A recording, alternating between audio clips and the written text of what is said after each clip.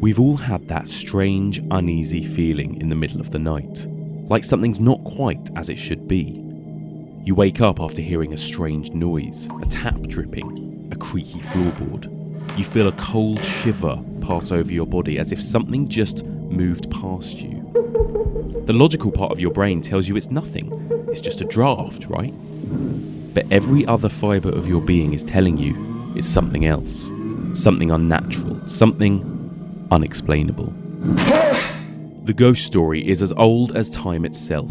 As human beings, we're all afraid of the unknown, and there's nothing more uncertain than what happens to us after we die. Perhaps this is why over thousands of years the ghost story has been so popular, from stories told around campfires, to classic literature and theatre, to radio and television plays, and of course, in cinema. Come and play with us. In horror cinema, many subgenres such as the slasher movie or the zombie movie tend to come and go. They boom and they decline. But what's interesting about ghost stories on film is that they're always with us, quiet, omnipresent in the background, ready to send chills down our spines no matter what age, generation, or nationality. But is there more to the ghost story than just creaky floorboards and clanking chains?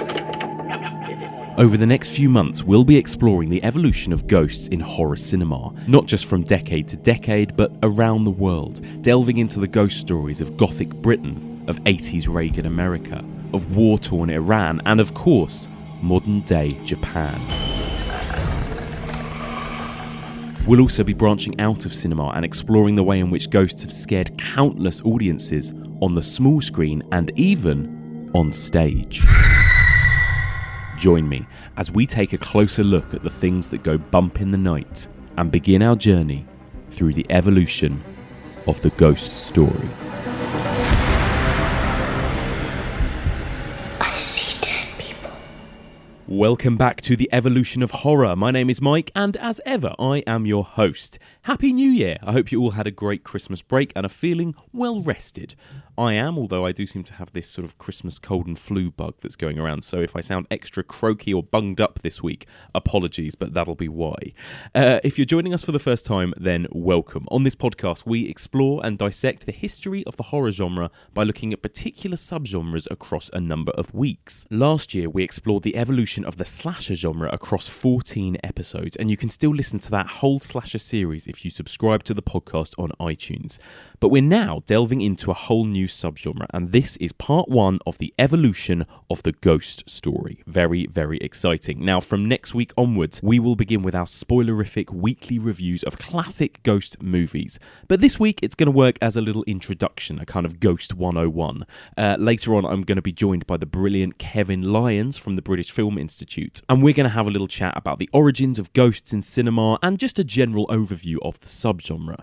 But before that, I've got a very special interview with the writer, director and star of one of the most anticipated horror films of 2018, Ghost Stories. It is the brilliant Andy Nyman. Very, very excited to have him on the podcast. But first, don't forget, you can get in touch with us in a number of ways whenever you like. The email address is evolutionofhorror@gmail.com. You can find us on Twitter, that's @evolutionpod, or on Facebook, that's facebook.com/evolutionofhorror. We've also got a really great Evolution of Horror discussion group. It's a great chance to meet and chat to other listeners. They formed a really nice sort of community there where they all chat about horror movies, ghost movies, that kind of thing. So please do get involved. The group can be found on Facebook. I also want to thank all the listeners who tweeted about the podcast, who left reviews, who generally kind of supported the podcast and spread the love over the Christmas break. It really helped, actually. It kind of kept us on the radar, it kept us on the iTunes page, and it kept introducing us to new listeners. So a big shout out to everyone who left me an iTunes review over the last few weeks, including Phil V72, Hellbound BLR, Gib Wildman, John W22, Filmman15, Dada Lad, and KFH1975. Big thank you to all of those people for leaving me such lovely 5-star reviews. But enough small talk, let's get started. Andy Nyman has been a well-known actor on stage and screen for nearly 30 years. He's also a magician and is known for his collaborative work with illusionist Derren Brown. But back in 2010, he and Jeremy Dyson, who you may recognise from The League of Gentlemen, created a terrifying stage play called Ghost Stories. It's this Amicus-style portmanteau horror. He and Dyson have now adapted the play into a film, which they've written and directed. Nyman also stars in the film alongside the likes of Martin Freeman and Paul Whitehouse. The film premiered at London Film Festival last year to rave reviews. It currently has 100% on Rotten Tomatoes, and the film gets its wide release in April this year. So, to join me to discuss all things horror and ghosts, it is my great pleasure to welcome the brilliant Andy Nyman. Andy, welcome. Thank you. It's very, very, very flattered you asked. Oh, no, I'm so excited to be here. And we're sat right now in your sort of studio space in London, and it's so cool. And everywhere I look, there's kind of really cool movie memorabilia. I mean, you've got a lot of cool stuff here. Yeah, bit OCD on the collectory stuff. But do you know what there is, though, Mike? There is a lot of stuff from when I was a boy that I've hung on to. Yeah. Because I just sort of feel the same way about stuff, really. So quite a lot of my toys from when I was a kid and magazines and some of my Fangorias and bits up there. And Amazing. Yeah. Really, really cool. Fantastic. Yeah. So where to start with you? I mean, you're a writer, an actor, a director, a producer, a magician. I mean, you pretty much... how would you kind of label yourself? I mean, what's your main... You're an actor. Is that kind of what you're sort of... That's what my career... That's in my head what my career has always been. Yeah. The magic's just been this amazing hobby that has enabled everything else. And also creatively been amazing because of all the work I've done with Derren Brown, as well as inventing magic of my own stuff that then I sort of share with magicians around the world.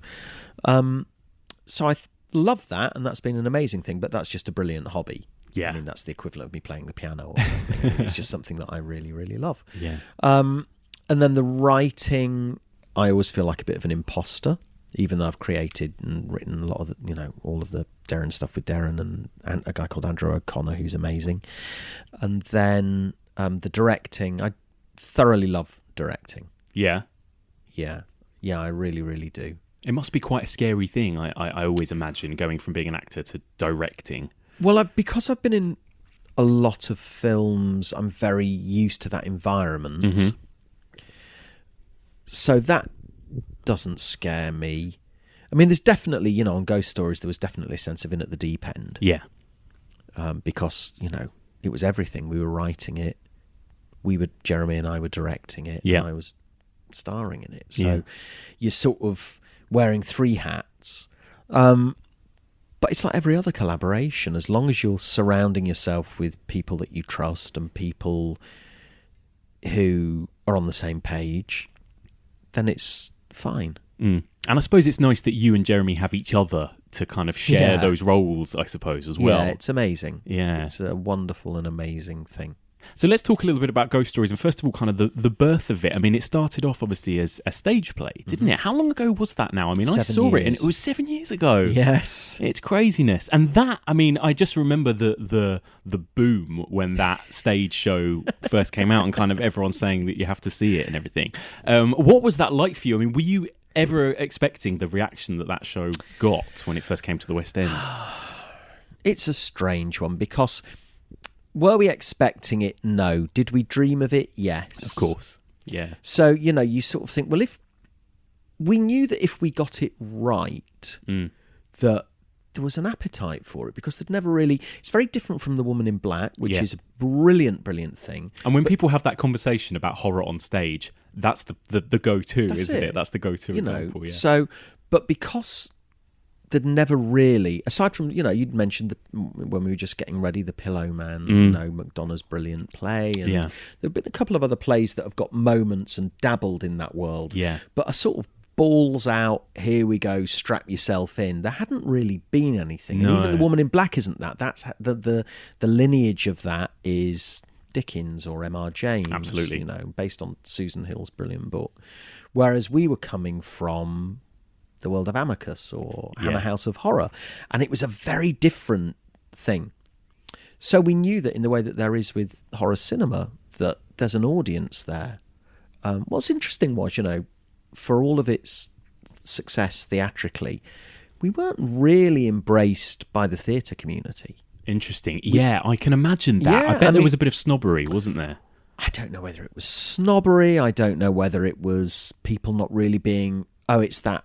You've got Thriller, which is the Michael Jackson show. You've got the Jersey Boys ones. That's the sort of silly scare thing. I don't know what that is. And then there's, Yeah. so it was sort of ignored a bit, not by the general public. Interesting. And theatre goers that did go really embraced it and loved it because, almost its biggest secret was it was just a play. That's really all it is. But it was like a play mushed together with everything we love about theme park rides, mushed together with Amicus and Hammer House of Horror. And it's so interesting. And I wonder why you don't get more horror on stage, because it feels so right in some ways, because you can be that much more interactive and, do you think, does it come down to snobbery, do you think, with theatre? I don't think it's snobbery. I just think it's really fucking hard to do. It's really hard to do. And there've been attempts to do, we sort of lit a bit of a fire, I think. And also commercially, producers realised, wow, there is absolutely a market for this. So there've been attempts to do things since that haven't quite got it right, I think it's fair to say. But it's hard. Yeah. But it also has to come from a place of people who love it. Yeah, absolutely. You have to love it and really understand it.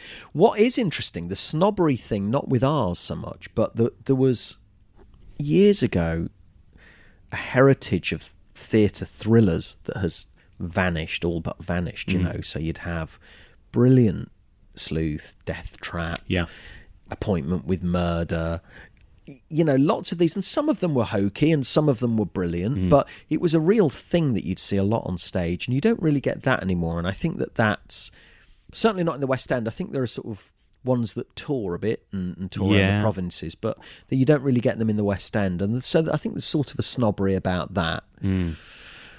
But there's a snobbery with horror cinema. Absolutely, yeah, absolutely. And that's a very, very interesting thing. And you're right. I mean, it's horror in general, I think, is a hard thing to get right. And I think a lot of people think it's easy. And that's why you get, maybe because in terms of cinema, it can be quite cheap maybe to make or something. I don't know. But you get a lot of first-time filmmakers or a lot of indie filmmakers try their hand at horror. And often it doesn't work as well, or, they just feel derivative. Or... Yeah. Well, because we know that it's like anything else, at its worst, it's awful. Yes.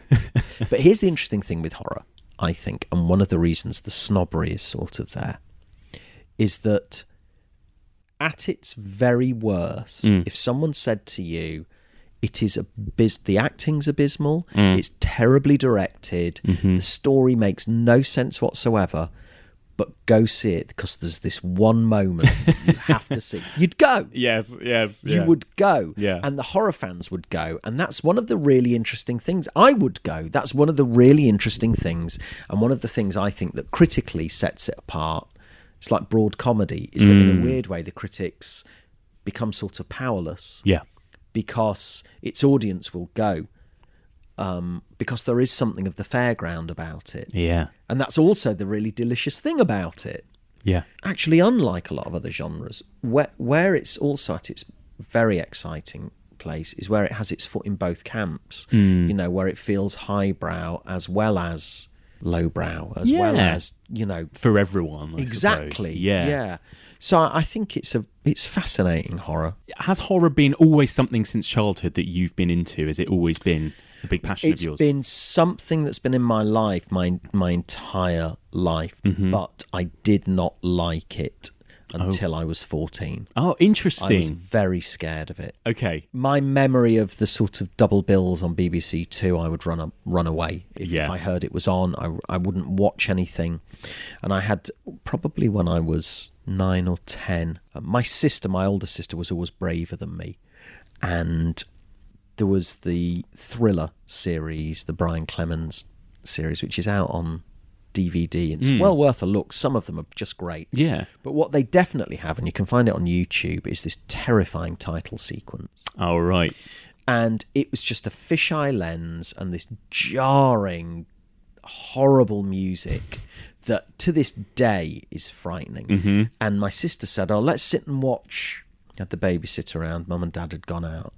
And we sat and this one started. And it started and it was this wedding and a couple of people, you know, and there's the guests and it's all shot on these weird lenses really close up and everyone's nodding and here come the bride and groom and it's in this sort of country meadow village church and everyone's throwing confetti and suddenly someone throws blood, you don't know who it is, all over the bride. She screams and you go to Oh my God. Thriller.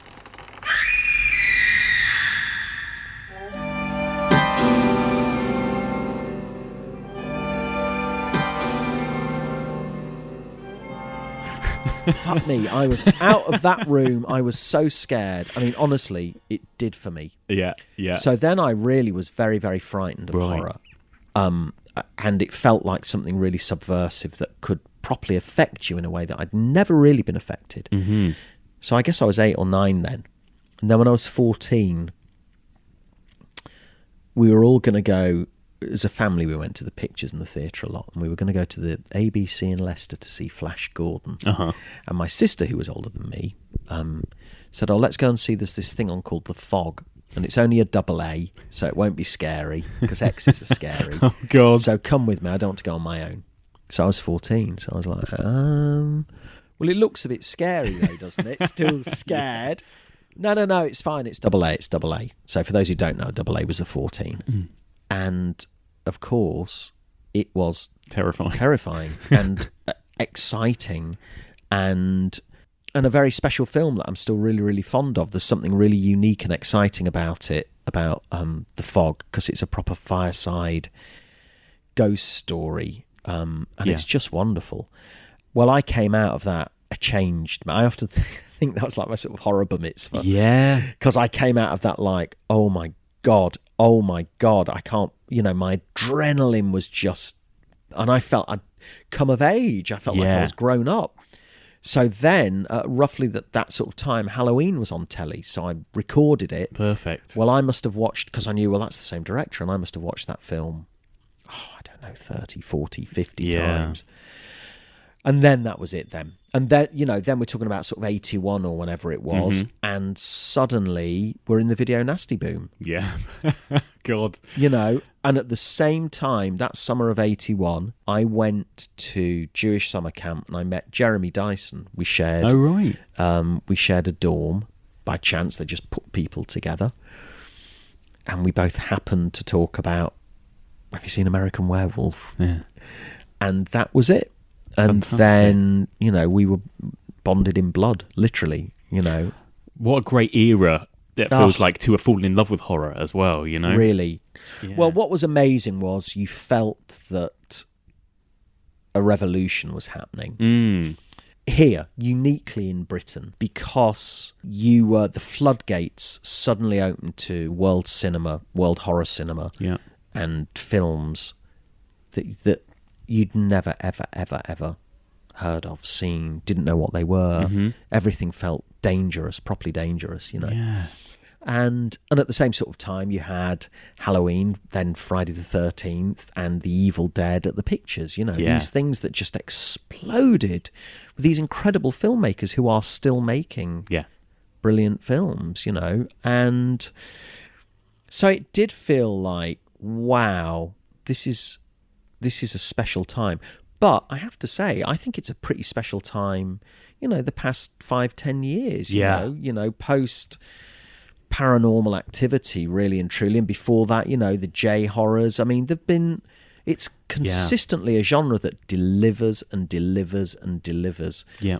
And it also delivers cartloads of shit that we all love and wade through. You've got to wade through it, yeah. But then you find ones that you're like, wow. Yeah. Absolutely. It's worth the wading. You know, and now, you know, we're very nostalgically going to look back at Netflix. Because suddenly, again, there's a whole world that's opened up. Admittedly, it's not the cinema, but most people have decent tellies now. Yeah. And, you know, the world has opened up to this other breed of films that and filmmakers that suddenly you're seeing and thinking, God almighty, what's that? Who's that? What's this? There's something quite exciting, actually, about discovering really a new exciting. filmmaker or film on Netflix that you've discovered yourself Yeah. that turns out to be brilliant. Yeah. You've got to put the work in. That's really interesting, because I was sure you were going to say you grew up on Hammer and Amicus and stuff like that. I sort of did. I came to those through my sort of, I want to see everything. Go back and have a look at everything, yeah. So I came to those, but no, I mean the ones, the next sort of marker for me was Deep Red, was Profundo Rosso, because I'd gone into our local video shop and there was this cover with David Hemmings peering through this wall, and it said on the cover, "Extreme Bloody Violence," a sticker on it, and I just thought, all right, well, I'll rent that. Nice. Little did I know, what you were seeing was a masterpiece. Mm-hmm. In terms of really a whodunit, but in terms of the greatest giallo ever made. Oh, yeah, absolutely. Beyond belief. In terms of a magic trick, remarkable. In terms of, fuck you all, I'm making the film I want to make with my style and my music, and I don't care if no one likes it. Yeah. That's, again, that's the theme you look at. And one of the things when we were making the film of Ghost Stories that we talked about a lot is that all of the films we love are just packed with personality. You're not watching things that are cautious and made by committee. You're watching... And that's what makes, Tarantino, whether you like or hate him, phenomenal, is you're seeing someone's personality. Yes, and that's kind of undiluted, isn't it? Absolutely, and that's what made Friedkin amazing, and Toby Hooper extraordinary, and Landis amazing, because all of those things are risks. Every one of those decisions is a risk that you think, well, someone can just say, no. What was he trying there? It's embarrassing. Yeah. And that's what's so amazing, and that's when you're doing your own work, you take solace in looking at other people who've risked and just think, the worst that happens, the worst you do is either you can't get your film made or people are going to not get it. Yeah. So what was it that made you want to... are you particularly fond of the kind of the portmanteau, the anthology kind of style of horror? Something that we don't get much anymore, actually, which I really miss, which is what I love so much about Ghost Stories. But is that something that you were sort of keen to bring back when you did this play? Yes. We wanted to sort of pay homage to it, and...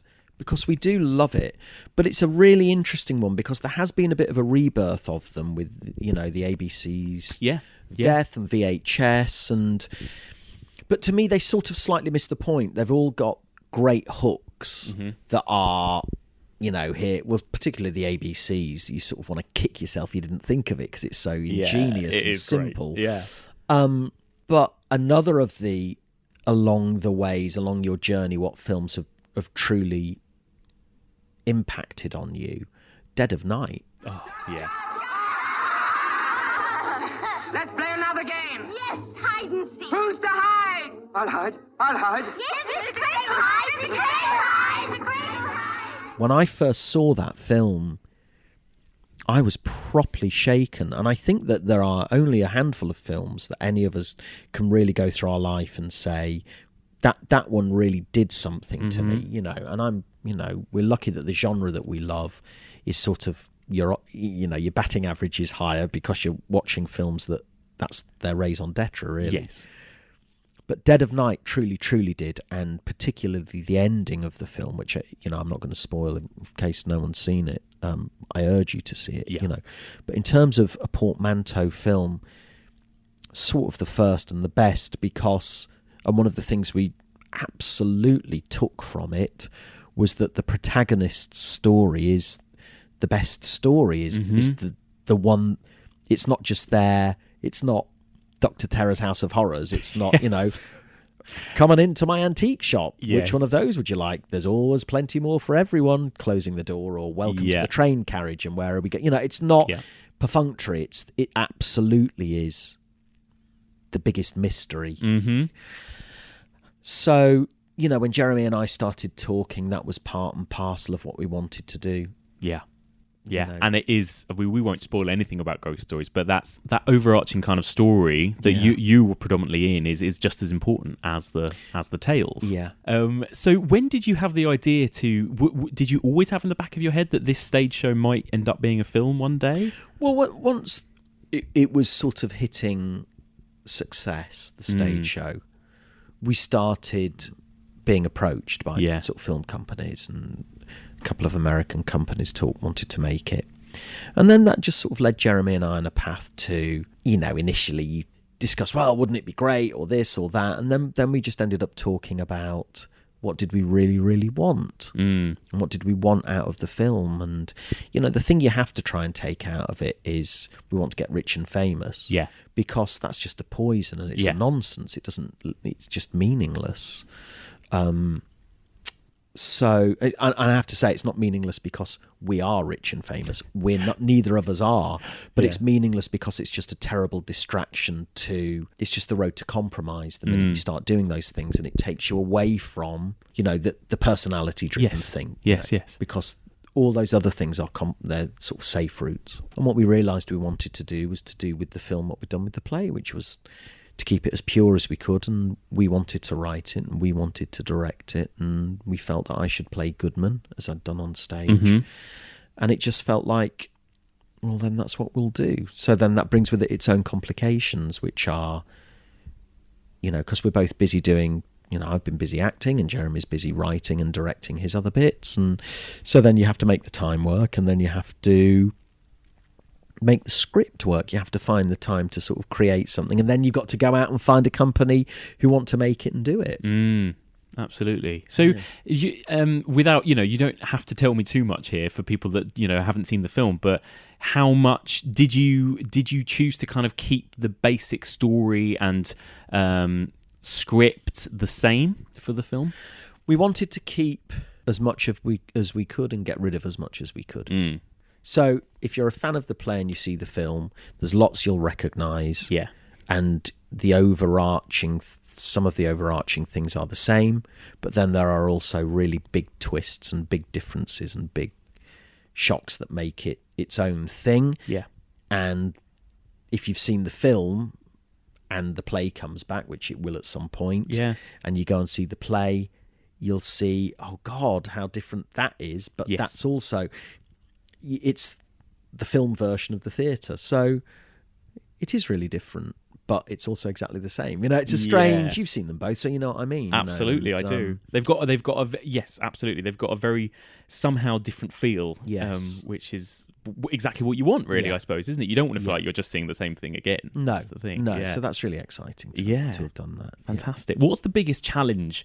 Is it the obvious? Is it kind of making it not look stagey? Is that kind of the biggest challenge in bringing something like this to the big screen? Yeah, you want to open it out. Well, the biggest challenge was the writing of it.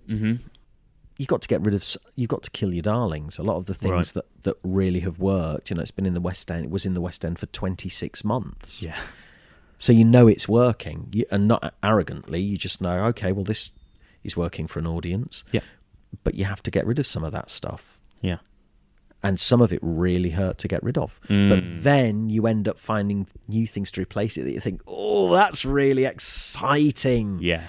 So, But we shouldn't talk too much about Ghost Stories. No, because Jeremy, who is half of my brain, isn't here, so that it's unfair. I do want to ask you personally, though, actually, about it. How much connection is there between you, as somebody who has done lots of stuff with Derren Brown and knows a lot about magic?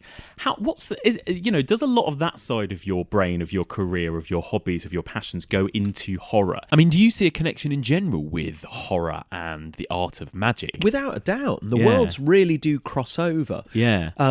So much of magic is about perception and about taking what you believe the rules of the world that you have known and held dear to and understood. Yeah. And then the magician comes along and takes those rules and tears them up in front of you. Yeah. And for a moment makes you think, what the fuck just happened? What just happened? Yeah. So that is a really interesting thing because it sort of opens you up to thinking, well, maybe I don't know and understand everything. Now, allied to that is the fact that we do know and understand everything. And there's just lateral thinking that can really mean... You see, it's interesting, having said we do know everything, we don't know everything. Because you think, well, I know a glass, I can't push a glass through that table, and yet I could now push the glass through the table if I wanted to, using the rules that I know. And yet some of those rules are just cheats, but they're just sideways thinking. And I think that's a really interesting area, because horror really does the same thing. Yeah. It perverts the world that you feel safe in. And that's when magic's at its best. That's what it also does.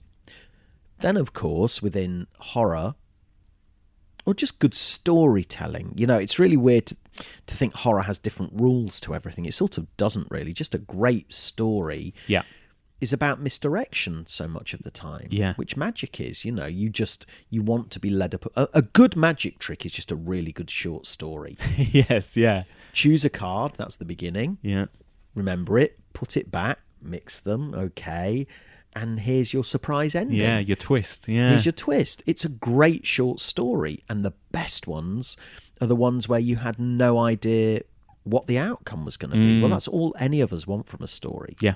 And I never knew that when I started doing it. It was just like a cool, fun hobby. And when I started doing it, it was not cool. This is pre-Blaine. I mean, it was, so you were still in the world of Paul Daniels, and that's not to say Paul Daniels wasn't good, but it was a very different ethos within the general public's perception of what magic was. It was just something that I happen to like. And Jeremy's always done magic, and another of my dear old friends has done magic. So it's sort of something that's always been around in my life, strangely. My uncle always did it. And but there's something about mystery. Mystery is a really wonderful thing, and something that's part and parcel tied into horror. The best horrors, the most, and also one of the things we've been talking about, or I know that we wanted to talk about within this, was ghost stories, not ghost story per se, but just generally ghost stories. You look at those incredible BBC ghost stories at Christmas.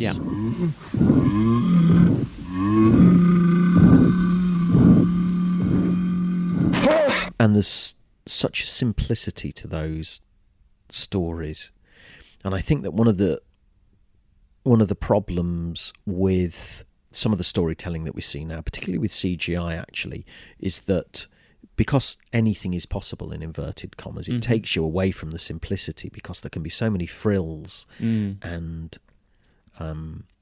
you can cover over what really, really matters. And the brilliance of some of those ghost stories, those simple ghost stories, is that they are so stripped back, and so human. You look at Dark Water as a film. Jesus fucking Christ! I mean, that's another film that absolutely, me too, left me, properly shaken. And there's an incredible moment of simple but brilliant misdirection, and it's perfect, isn't it? Incredible. And also, I mean, I'm literally playing that moment in my mind now, because not only is the misdirection incredible, but the moment of the scare, so much of that, and it's the most perfect ghost story. And because you just move to tears at the same time as being so scared. That's one of the things we're going to talk about a lot, I think, with ghost stories over the next few weeks, is that there is definitely an air of kind of melancholy. There's a sadness to all of them. And I suppose that comes with being a story that is about death, I suppose, and about loss and memory. And that tends to be what these stories are. Well, so much of, there's a real, people who don't get horror, there's a real snobbery around it. And there's also a real, why would you want to watch that? It's violent, or it's this, or it's that, or it's weirdos who make it, and the truth is, it's just so not that. I mean, so much of it is about trying to contextualize and deal with genuinely, the hardest thing in the world to deal with. You know, and looking at death, and looking at how you continue, and how you process, and how you move on, and what is it we're actually scared of. So it's really powerful stuff. And when it's good, when it's properly good, again, if I think of the moments, irrespective of the quality of the actual films or whatever that is, when I look at some of those moments as well, that, you think of the moments in Salem's Lot, in the TV version of Salem's Lot, or you think of Lost Hearts, the M.R. James, the BBC one.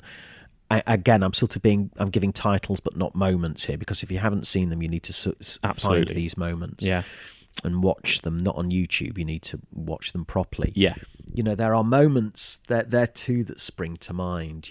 Where, or even you go back to Nosferatu. It's not an accident that those moments have chilled and stayed frightening for generations. There's something about in the DNA of what the design has done that knows exactly what it's doing, which is staring at death properly. Mm-hmm. And again, you think about Night of the Living Dead. God, yeah.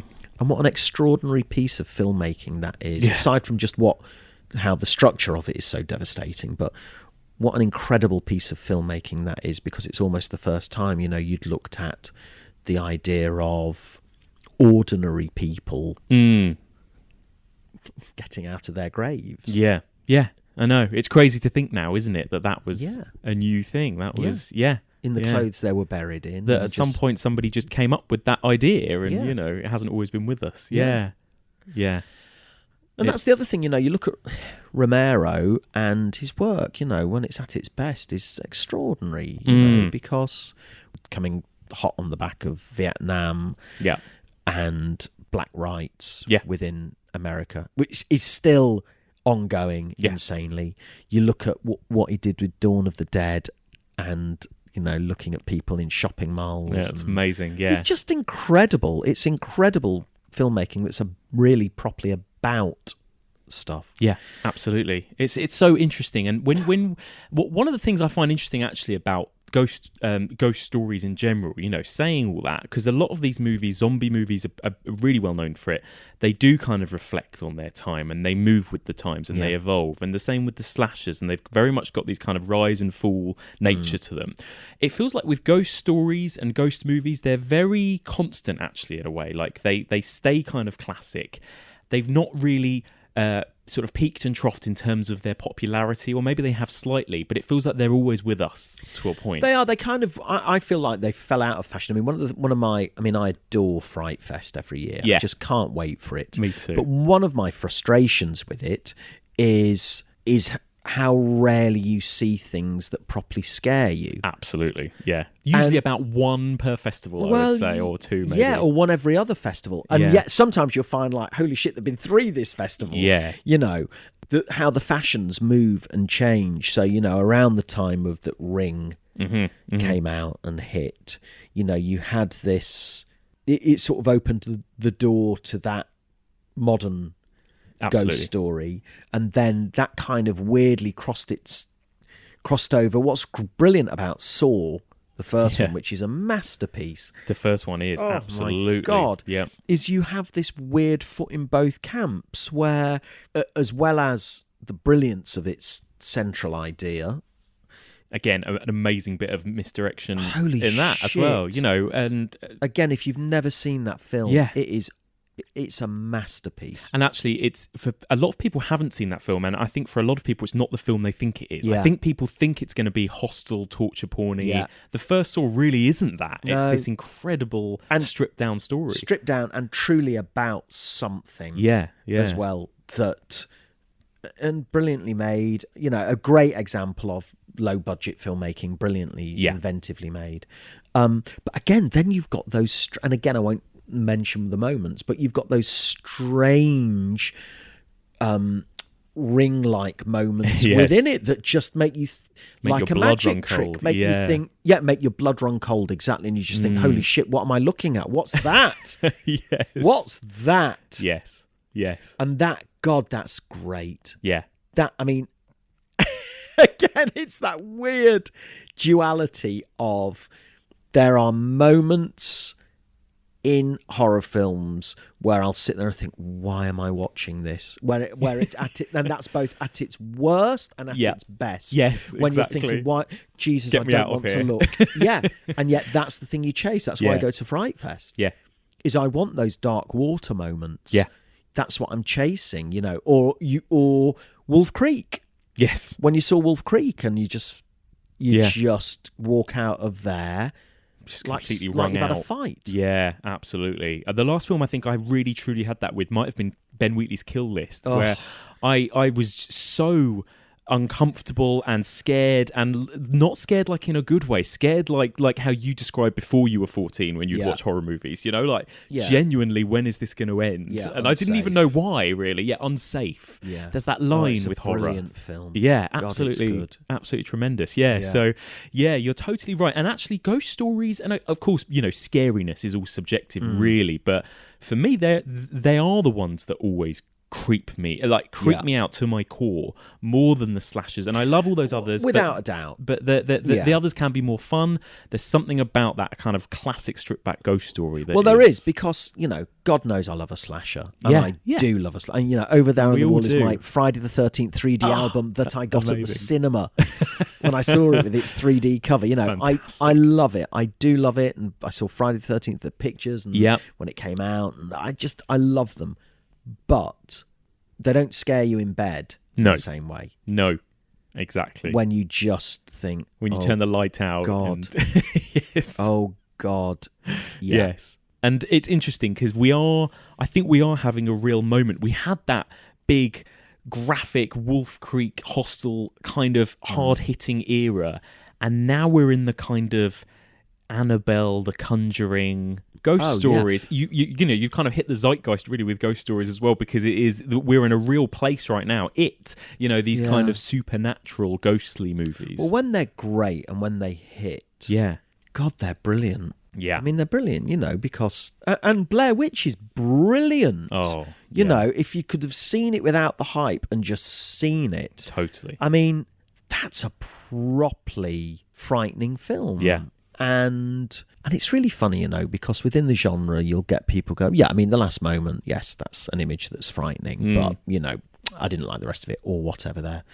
Yeah, it gets a lot of flack now in hindsight, but, But to create an image that can truly stay with people or scare people, that's an amazing thing. Especially one that is as simple as that is. That's what's so genius. It's not like a monster. But it comes from... the writing, it comes from the character, and it comes from what a filmmaker trusting that thing's been laced in there. You've heard that story, that's horrible, now we leave it alone, and then wallop. Which is what's so silly about people saying, the last moment is good, but everything leading up to it. But without everything leading up to it, you wouldn't get that payoff. And you get that in there are lots of those films are brilliant. Christ, I mean, Insidious is... I thought it was amazing. You've got that stuff with the sun that is... the kind of the voices on the baby monitor. Oh, God. It's, again, the Blumhouse model's really fantastic. And I do think, James Wan and Lee Wan-el, and they've really created... They're masters, truly masterful. There's stuff in Insidious that is just brilliant, both in the character writing of how it draws you in the way the scares are shot, in the way... I mean, there are moments that are just... I can never quite make up my mind with those movies, whether I get angry with them or not, because sometimes they feel so like you are being like...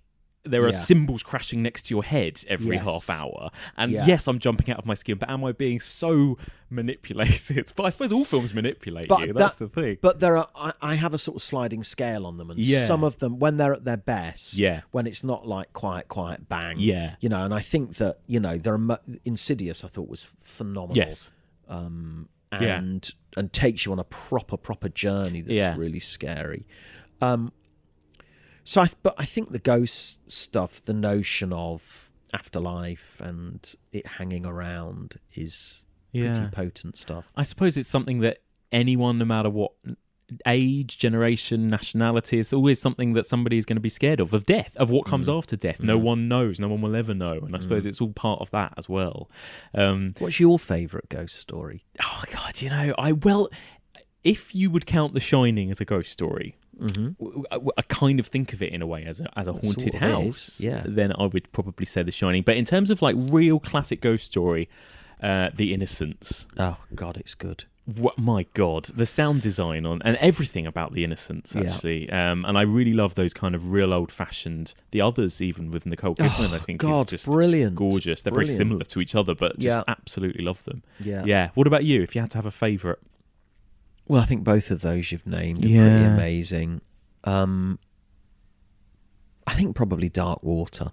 And it's not a fashionable one, but both Jeremy and I adore Mama. I'd like you to tell me about Mama. What's wrong? I don't want you to get hurt. Nothing bad's gonna happen to me. You can't do that. I mean, because it's got its, it's sort of got its foot in a fairy tale world as well. But I think it's an extraordinary film. Yeah. That's ticks every box. Yes. That one. But it's not within the modern world of a ghost story, weirdly. But that I think it's an amazing film. And do you think that there's a, I think that one of the things we're going to look at with these ghost stories is maybe the way in which they do differ from sort of culture to culture around the world. Obviously, you've got Japanese ghost stories, which are very different, I think, to the classic kind of British ghost story, to the Hollywood, maybe, American ghost story. Spanish, I think, have got a huge tradition of it as well. I think we are really akin to the Japanese ghost stories. I think they're very like the M.R. James ghost stories and very British in the respect that I think, as different as our cultures are, there are, so the Sadako as a character is something that's clearly very deep within their cultural history and not in ours. So just visually, that's frightening to us. But what's really, where we're sort of the same is this fear of embarrassment, this notion of utter privacy, this notion of emotion is something that you keep to yourself, that you don't express. And also there's something, we have this great pagan lineage as well. So when you look at Kill List or The Wicker Man, also a terrifying movie, or terrifying films, that feels that the sort of notion of the sort of Mother Earth and ploughing into that furrow is a really strange world as well. But I think that the other thing that we have that is also like the sort of Japanese horrors is this thing of mundanity, mundane lives and emptiness. And there's something about empty lives that's really frightening anyway, because it's like a living death. Because one of the things that's scary about the notion of death is, what the fuck is it? Is it just empty? What is it? Nothingness. It's horrible, this notion of nothingness. And so those empty lives, faceless people on the tube, trudging to work, living alone. There's something so brilliantly bleak about it that in a weird way you don't get in America, because anything is possible. Come on. There's a sort of optimism that is driven through that world, in sharp contrast to our cynical pessimism that is just always there. And it's all part of that kind of filling it with sadness and bleakness. There is. And we're a weird little island that's not attached to anybody or anything. And that's also, there's an isolation that goes with our heritage that's really easy to sort of, because we're global, it's really easy to forget that we are just sort of floating on our own. No, you're totally right. And actually, that's one of the big things about movies. Like, actually, I really was a big fan of The Woman in Black, the movie, just as much as I was the show, actually. And we need to talk about the TV one as well, which was my first telly. I know. I looked this up. I was obviously perusing your IMDb, and I noticed that was your was that your first acting credit? That was my first telly credit. Hold on a sec whilst I look at that. That is my invitation to the cast and crew for Central Films, The Woman in Black, Friday the 6th of October 1989. Oh, see, now that is a story, isn't it? I mean, literally, literature, stage, television, film, and it's succeeded on all of them to be scary. What is it about that story? Briefly. I mean, I was just about to say, speaking of isolationism, it's the whole setup of that house where just how alone Arthur Kipps. When you hear all about the marsh and the build-up and what it gets like at night, and when he spends that first night alone. Because let's forget any of that. Let's not even talk about the house. Yeah. Let's talk about the notion of there is a ghost in this area. Yeah. And if you see her, your child will die. Oh, God, yeah. Fuck me. I mean, what else do you need? Yeah.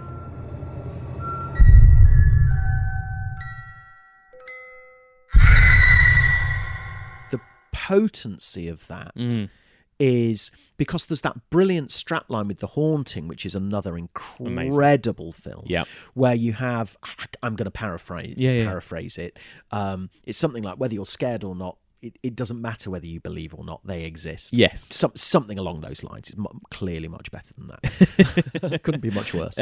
But what's brilliant about The Woman in Black as an idea is, it doesn't matter whether you believe she's real or not. Yeah. If you see her, yes, whether you believe your child is going to die or not, that they will fear. die. Yeah.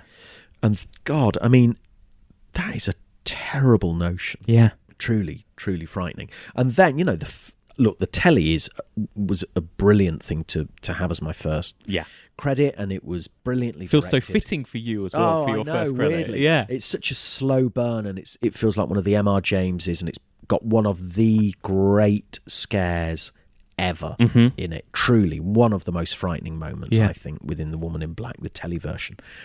The film's phenomenal. I loved it as a roller coaster. I thought Daniel Radcliffe, again, one of those weird, why is such a snobbery about it? I don't get it. He's great in it.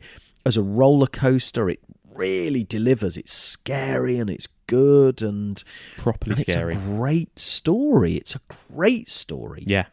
And that's the key, isn't it? Because which I really enjoyed, but for me, it never topped that first scene. Never. No. Because it's just great character stuff. You've got two brilliantly written characters. Again, I'm being deliberately vague in case anyone hasn't seen it. Yeah. And it's about character and dialogue and what's going to happen. Yeah. And it never really, I wish there would have been more than that, actually, more of that stuff within the film, which I thoroughly enjoyed. I just could have done with more of that. Yes, I wanted to be scared more than I was, to be honest. I thought the kids were fantastic, though. And I almost enjoyed that more than I enjoyed the horror, the kind of, Stand By Me elements of it almost, But for any people out there who are listeners, and I'm sure, look, most of the people who listen are fans of the genre, but if you don't own there's a BFI collection of the BBC Ghost Stories at Christmas, which are the series that BBC did over a number of years, and you are a fan of horror and ghost stories, it's some of the best in the world. Yeah, truly frightening still. Truly frightening. Adapted and directed, a lot of them by Lawrence Gordon Clark, who did the most incredible job on them, and they have proper scares in them that are sleep with the light on scares. Yeah. Oh yeah. You think about some of those. You think about Warning to the Curious with Peter Vaughan, who I worked with in Death at a Funeral, which is one of my great. Actually, I did a theatre job years ago at the Chichester Festival. Yeah. And I did the job purely because Richard Johnson was in it. And I thought, all right, I'm going to do that because I want to talk to him about The Haunting and zombie flesh eaters. Oh, my God. Amazing. Lucio Fulci, what a bloody man he was. I mean, he was amazing. It was amazing. God. Literally, I thought, well, be cool. Don't, wait till the show's on. Literally, of course, day one, tea break. I was like, can I ask you about Robert Wise and The Haunting and Lucio Fulci? And I don't think he could quite believe it. But that's the thing. Sometimes people don't expect to get asked. Sometimes when people get asked about the things that they don't always get asked about, they're more than happy, aren't they, to discuss them. Yeah. Wonderful. Well, branching out then before we finish, just from ghost stories, but just to horror in general, something I kind of ask anyone. But what is your favourite horror movie? Do you have a favourite horror movie? Oh, it's so hard, isn't it? I mean, I do think Mama is one of my top 5. Wow. I really, really, really love it. Dark Water, absolutely. American. I mean, I can't No. give you one. It's But too the ones hard. that have changed my life, American Werewolf, Texas Chainsaw, Deep Yeah. Red,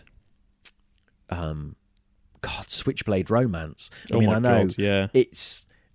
there are mixed feelings on that because that's a weird one because there is a big old massive cheat in it that Yeah. the first time you watch it, you're like, oh, what? But then, retrospectively, I just adore it. Yeah. But I adore, the energy of it is just incredible. it's brutal as well, yeah. isn't it? Oh, my God. That kind of era, that was around the same time when Martyrs came out as well. Oh, you my see. God, it's just so disturbing. Yeah, a lot of the time I'm a bit...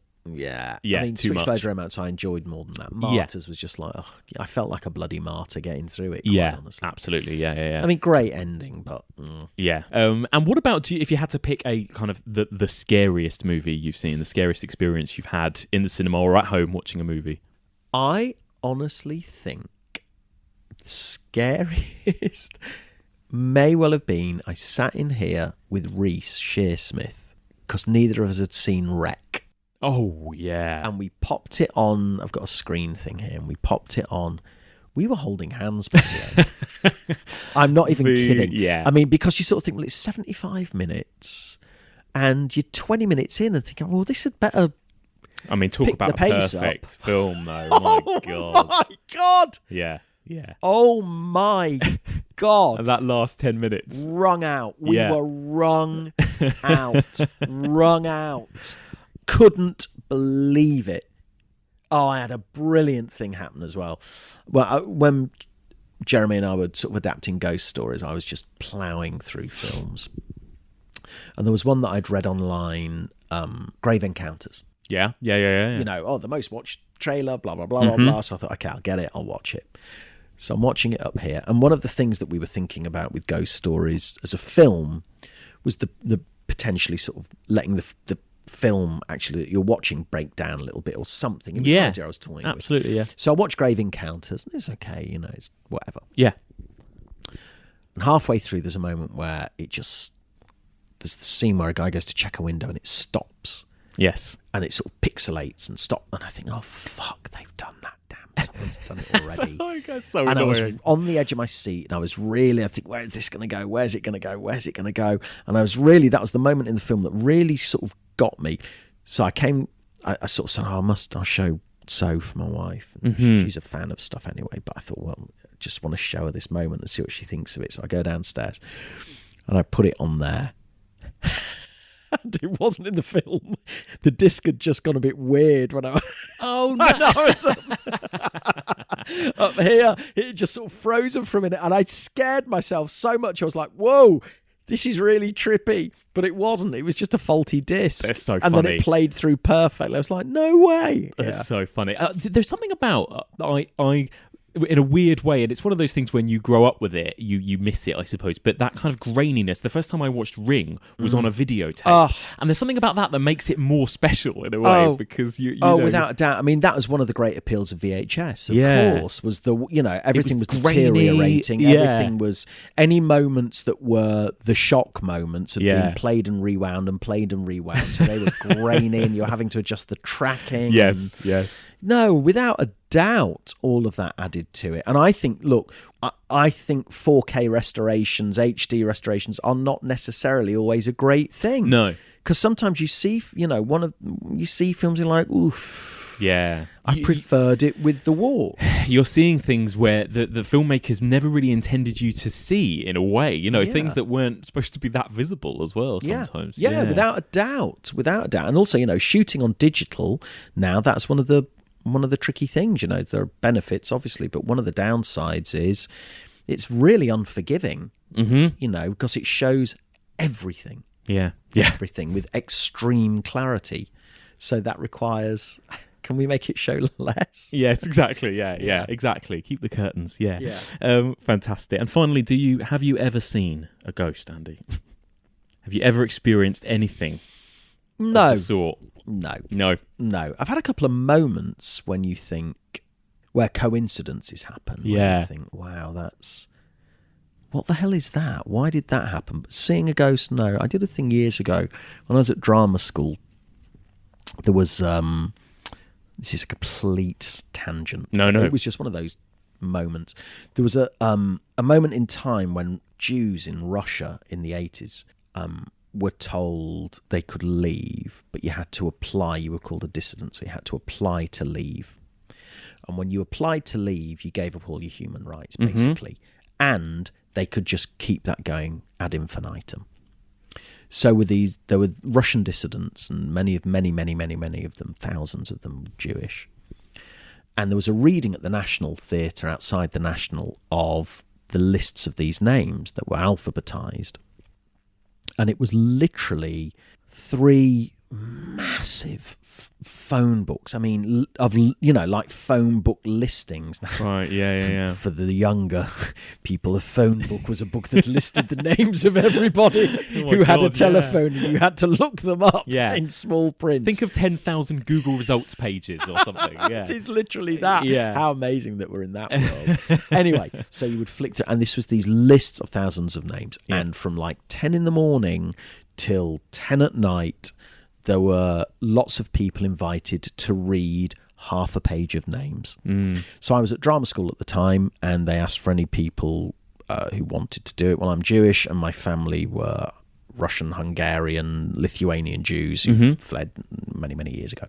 So I thought I should do that. That's absolutely something that I feel strongly about, so I'll go and do that. But of course, if you were just a drama student going, and Judi Dench came along to do half a page, you were, your time slot has moved. Yes, and fine, now we're yeah. so you're going on now. Okay. Oh no, hang on, here's Ian McKellen. You can just, we'll get to you soon. You know? So I think I was scheduled for 2:00 and ended up going on at 6:30 or whatever it was. And I start reading my page, and halfway down the page, my page turns into the Nymans, and here's this block of 12 names listed that are so-and-so. Oh, Nyman, my God. Andrei Nyman, Andrew Nyman, Sergei Nyman. Wow. And that was a moment that's very hard not to think, what the fuck? what is that? Yeah. What cosmic coincidence, spiritual thing is that? No, what it is a coincidence and a great timely thing but nevertheless, in terms of, that is a real tangent. Have I ever seen a ghost? No, but I love it. No, that's great. It's kind of good, isn't it? Yeah. I mean, it was a real moment. That is for sure. And that's that's something that we get with ghost stories, with your ghost stories, with everything. It's that idea of, okay, is there a rational explanation behind this, or is it a coincidence, or is it and that's the fun of ghost stories, isn't it? Well, it is, isn't it? Because again, it's going back to that woman in black thing, or the haunting, which is there a rational? The ghosts don't care if there's a rational explanation, because they're still going to keep you awake at night. Absolutely. Andy, thank you so much for your time. It's been a pleasure. It's been absolutely fantastic. So Ghost Stories is out in April, isn't it? April the 13th, which Wonderful. is my birthday. Oh, amazing. Which was another Perfect. coincidence. That's very We weird. went into Lionsgate, and they were like, we want a Friday the 13th. We want to do it in spring. So we think April the 13th. Is that okay with you? I was like, that's my birthday. I'm very okay with that. Perfect. Oh, wonderful. Is there anything else that we should look out for you for? What have you got next? I am also in a film called The Commuter, this big new Liam Neeson action thriller. Oh, cool. Fantastic. I bet that was fun. Oh, God, that was brilliant. Yeah. Absolutely brilliant. And he is fantastic. He just looks like he must be so much fun. He's as well. lovely and just really wonderful to work with, and a properly nice, hard-working, great actor. Yeah. And the guy who directed that, Jamacolet Serra, did Orphan.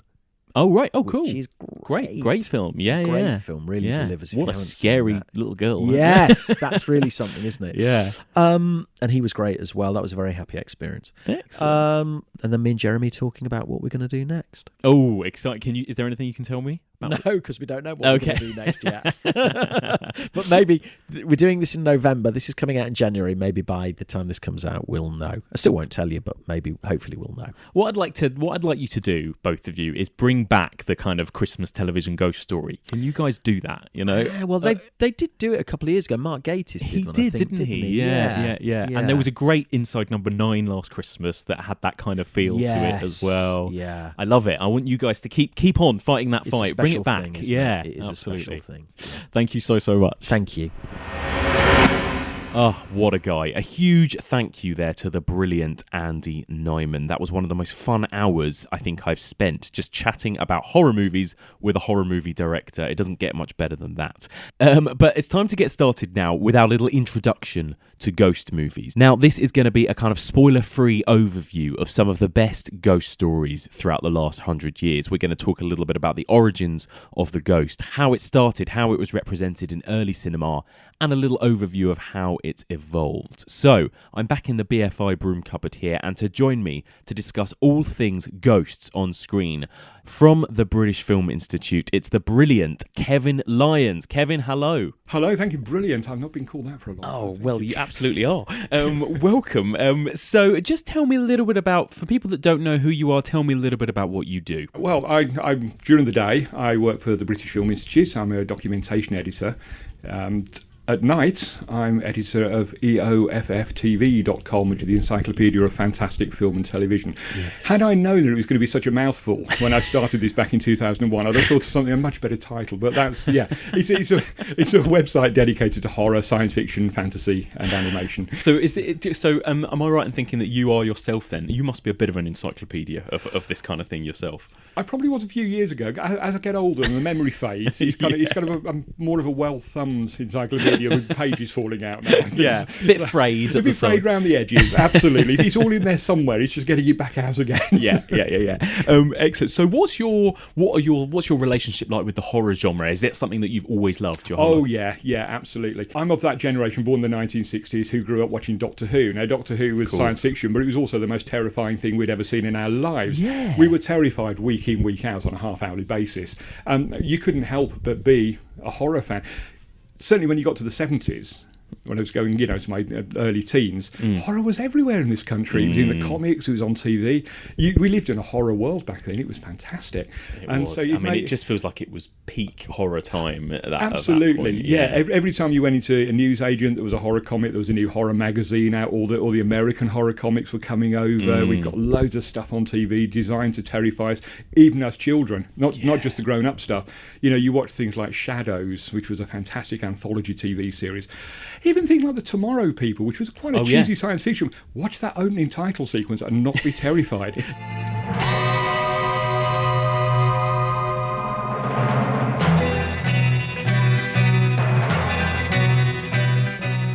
What's your kind of favourite subgenre of horror, if you had to pick one, do you think? I think probably the ghost story would be one of them, very much so.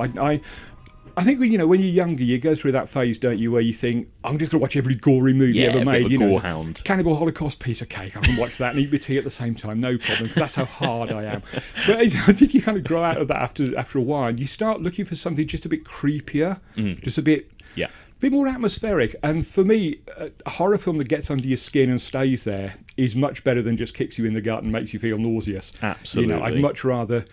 I'd much rather be thinking about it 3 days later than just moving on to the next quick fix. Yes. And that's what the ghost story does for me, I think. Me too. I think it's the one area of horror, no matter how old I get, I still find myself kind of looking behind me in the house when watching it or whatever, or just kind of get into bed, turn out the light and just feel a slight creep sort of shiver down your spine when thinking about it. I think at the back of your mind, you always think, if I opened the door and Michael Myers was there, I could punch him and run away. But if you open the door, there's a ghost there. What are you going to do? What are you going to do? Who are you going to call? Yeah. What are you going to do?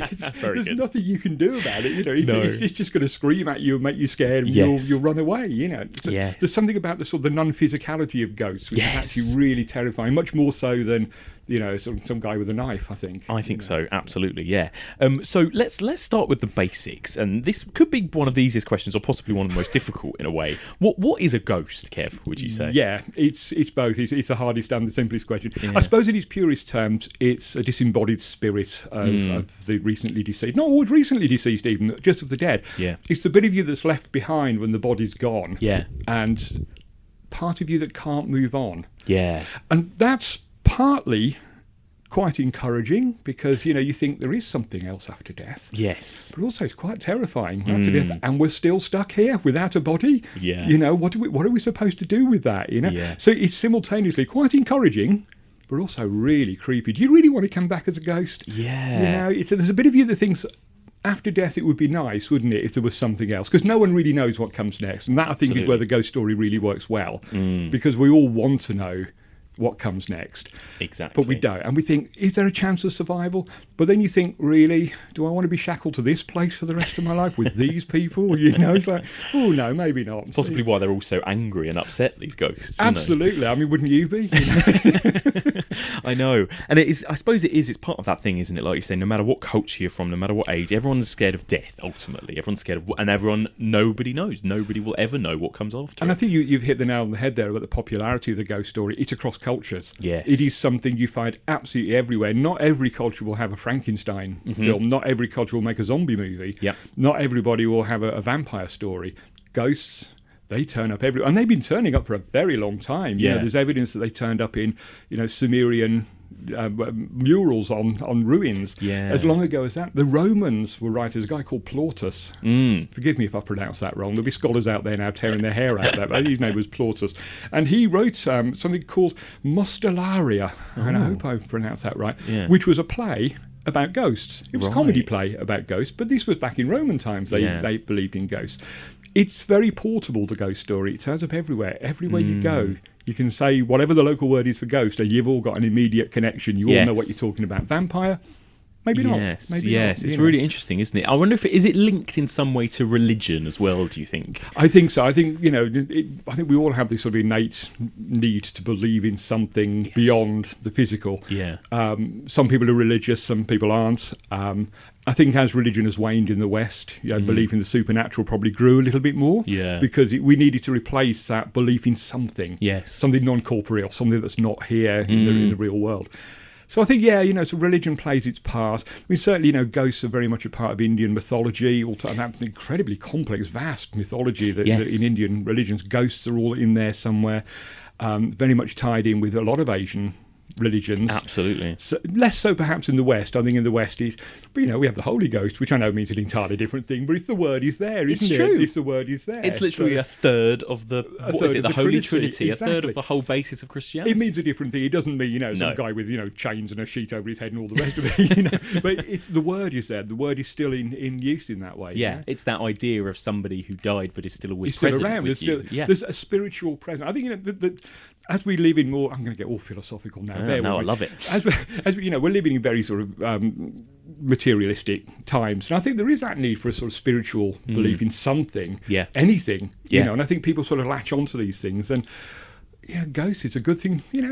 I don't particularly believe in ghosts, but when I'm watching a film about them, I'm happy to give in for an hour and a half and say, I believe in this. This is good. I mean, just for that time, I'll go for it. Absolutely. And then sometimes afterwards, when you get up, you turn the lights on, you think, oh, hang on, did something just move out that window?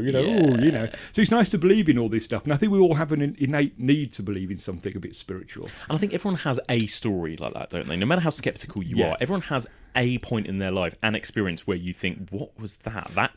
How did that door open? Walk into any pub tonight and shout ghost story, and you'll have a queue forming of people wanting to tell you. Yeah. They've all seen one. They've all heard something in the night. There's always a house somewhere in every village in the world. Yeah. There's a house you don't go near because it's a little bit creepy. It's a little bit scary. We've all got a ghost story. We've all seen things that we can't explain. Yes.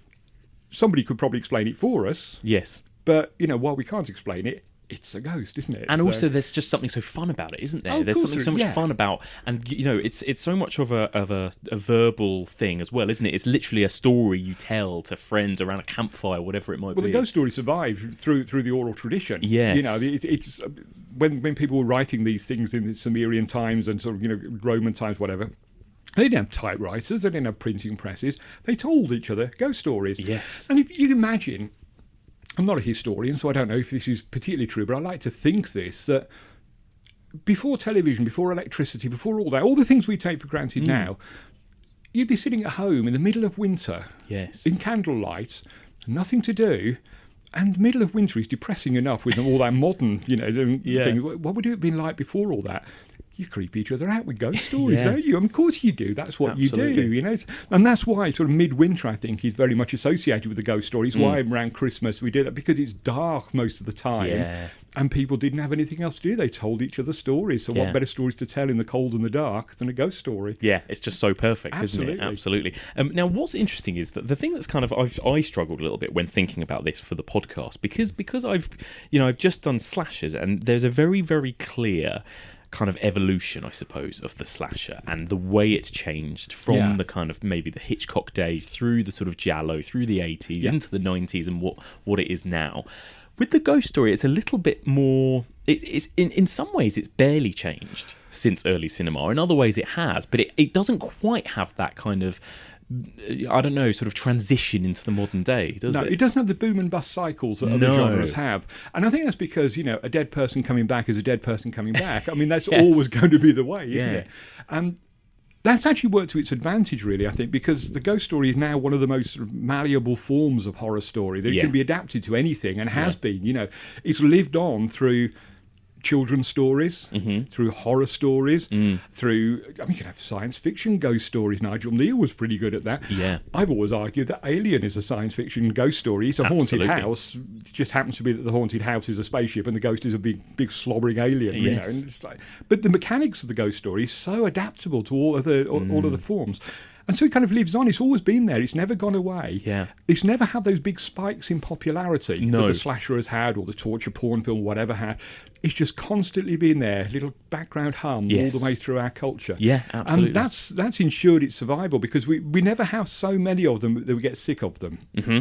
I lived through that whole first slasher boom. When it first started, great, this is wonderful. And after about 6 months, you're thinking, what, another one?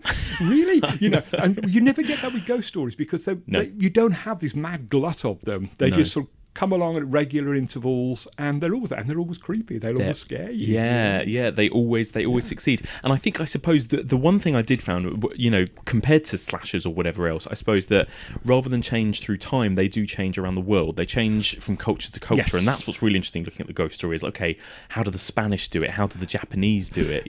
How do the British do it? Yeah. Well, I mean, the great difference really for me is between East and West. Yes. Is that particularly in the early years, that when you had the early ghost films in this country, we'll come back to the literature part of it, but when we're talking about, in cinema, in the West, ghosts were very infrequently taken that seriously in the early days. Yeah. They were either treated as comedy, or it turns out they weren't ghosts, or whatever. In Japan, that was very different. There was a story called Yotsuda Kaidan. Again, apologies for the pronunciation. It was a kabuki play that was first performed in the 1820s, I believe. Right. And there have been at least 30 adaptations of that since 1913. Wow. And they're all about a vengeful ghost. These weren't funny. They weren't. The ghost, she's very real. She's going to come and get you. She's going to hurt you. She wishes you malice. There's no comedy in it. And they took it very seriously. In the West, it took us a little while to get going on that one. We for the most part, early ghosts tend to be more irritating than anything else. Yes. They were there like Blythe Spirit Absolutely. and Topper, things like that. They were around, but they were kind of a nuisance. They weren't scary. They were just annoying. I think we're dead. I think you're right. It's funny, I don't feel any different. No, either do I.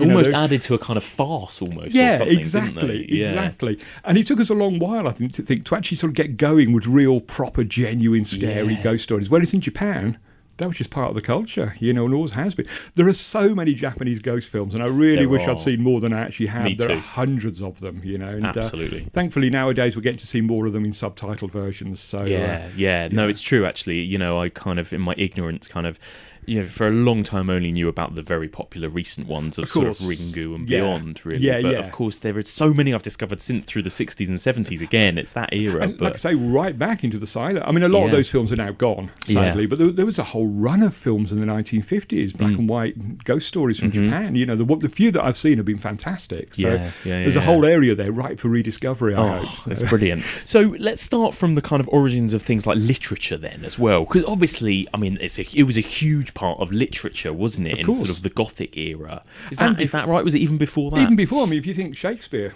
Of course. There's a ghost in Hamlet. Of course there is. And this, of course, this, we'll come back to this in a little while, I guess. This lends the ghost story an air of respectability that other horror genres don't actually have. Absolutely. And there's a great literary precedence for it. Yes, the Gothics, they introduced a lot of the great themes of that. Then we moved into the Victorian era, where we had the real greats. Yes. M.R. James. Yes. You know, every time you say M.R. James, you should have just a moment's silence, just to sort of, you know, so the man was so Incredible, good. I mean, he's an incredible writer. But let's not, of course, forget Charles Dickens. What is A Christmas Carol if not a ghost story? Yeah. We all think of it as this nice Christmas story about a miser that's being redeemed for his evil ways. It's a ghost story. He gets haunted by three ghosts. You know? Man of the worldly mind, do you believe in me or not? I must. But why do spirits walk the earth? Why do you come to me? It is required of every man that the spirit within him should walk abroad among his fellow men and travel far and wide. And if that spirit goes not forth in life, it is condemned to do so after death. It is doomed to wander through the world and witness what it cannot share, but might have shared. Where Dickens sort of helped to reinvent Christmas, because, you know, prior to that, Christmas wasn't the Christmas as we know it now. Yes. That helped to bring it back in. I think he also helped to invent the whole ghost story at Christmas thing. Oh, you know? absolutely. And M.R. James, of course, came along after that, and he's the absolute master. Anyone who wants to argue, we should go outside and discuss this at great length. No, I'm in full agreement, absolutely. That guy, he knew how to write a ghost. He wrote the template, I think, from which all the great subsequent ghost stories have been written. I think that's true, yeah. I think, you know, when I think ghost story, the first thing I think is M.R. James. I do think of Victorian house, and I do think, you know, the maid being terrified by some ghostly presence walking through the corridor. Yeah. That's the mental image that I conjure up with a ghost story. Yeah. And you know, it's interesting that there was quite a boom of it in Victoria, in the sort of Victorian era, and I wonder if also it has to do with, and I'm going to talk to the brilliant Mary Wilde about this, who's going to lend a bit more of a probably Freudian perspective on it. Fantastic. But about the whole way in which the ghost represents the repressed and that kind of a thing, and of course such an era that's so synonymous with repression, isn't it? And of course, you know, ghosts are very good ways of presenting morality plays. Yes. You know, so, you know, the Victorians were very big on that. You know, it's like, if you do something awful to someone, they will come back and you will pay for your crimes, you know. And that was all part of that thing, you know. Again, the adaptability of the ghost story. Yes. That it can be made to fit into just about anything. So, yeah, you could have A Christmas Carol is a morality play. Yeah, Don't be a horrible old miser, because otherwise these ghosts will come and scare you. You know, be a nice guy, invite who buys kids turkeys at Christmas, and you won't be bothered by ghosts anymore. So it was a nice, simple morality tale that worked through ghosts. And actually, what ghosts represent has changed a bit through cinema, actually, which is quite nice. Again, like you say, it's so malleable. Yeah. That ghost can be, it's not always an angry ghost. It's not always a ghost that's trying to kill you. It could be a ghost that wants something, or is trying to get in touch with you, or whatever it might be. Like I say, you know, when you've got things like Topper and Blithe Spirit, you know, these are ghosts are just slightly annoying more than anything else. But you've also got things like The Amazing Mr. Blunden, where the ghosts are trying to right a wrong. Yeah. You know, that they're trying to get people to know what had happened to them. Yes. And so the ghost can fit into all kinds of different stories and different. You can have terrifying ones, you can have friendly ones. We have Casper the Friendly Ghost, and there's a whole series of them. You can have funny ones. Yeah. You can have, it fits into almost everything in the way that perhaps a vampire or a zombie perhaps doesn't. Very difficult to imagine too many zombie films made for kids, but there's lots of ghost stories made for kids. Exactly. Yeah. That's the other thing, isn't it? It's it's slightly less of an X-rated genre of horror, definitely. Yeah. It has an air of respectability about it. It does. Yes.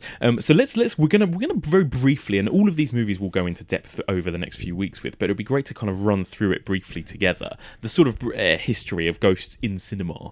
I mean, to your knowledge, how far back does the idea of the ghost in cinema go? Does it go all the way back to the sort of beginning of cinema? Oh yes, absolutely. I mean, almost to day one. George Méliès, he did The House of the Devil from 1896. Yes, he also did course. La Caverne Maudite, which was a haunted cave. And that followed in 1898. There's an American film, The Haunted House, there's The Haunted Castle, which was made by George Albert Smith, one of the great British pioneers based down in Brighton. These were all made in the 1890s. I mean, right at the start, there were haunted places. They were quite often played for laughs. You know, there was one scenario that seems to turn up so many times in those silent movies is a traveller turns up at an inn, tries to get undressed to go to bed, and some strange invisible force moves all his clothes around, tips him out of bed, nails things to the ceiling so he gets confused, all that sort of stuff. That turned up so many times in those silent films. So they're kind of mostly played for laughs, but they were there, and these were haunted houses as well as just ghosts. Haunted houses is obviously is a subset of the ghost story. But these were haunted places, they were there right from the very beginning of cinema. Yeah, it's really interesting. And and just going through briefly, I'm sort of jumping around now, but when like you say, they are played for laughs a lot of the time. And from what I could see in sort of a lot of the big hitting ghost movies, all the way up until the 50s, really, they are mostly kind of comedic, aren't they? I would say. A lot of them. They were either comedies or they were from what we might call the Scooby-Doo school of filmmaking, where it turns out that they weren't ghosts after all. They were usually smugglers, or a bit later on, a Nazi spy ring trying to invade Britain by stealth. So they pretend to be ghosts to keep, superstitious locals away. Yeah. That happened a lot. There were some that were serious. There was a Swedish film, The Phantom Carriage, in the 20s, for example, which is very good. And we had things like, you mentioned it already, The Uninvited, which is a superb... I actually wrote a list for the BFI, for their website, 10 great haunted house films. Yes. And in one of those strange moments of old age, I completely forgot The Uninvited, and I got called out on that so many times, and you're quite right. It's coming from downstairs. It comes from everywhere and nowhere. A house of terror on the haunted cliffs of Cornwall, where the uninvited walk unseen by men, yet a cat arches its back in fright. Flowers are withered by the touch of an unseen, malignant hand.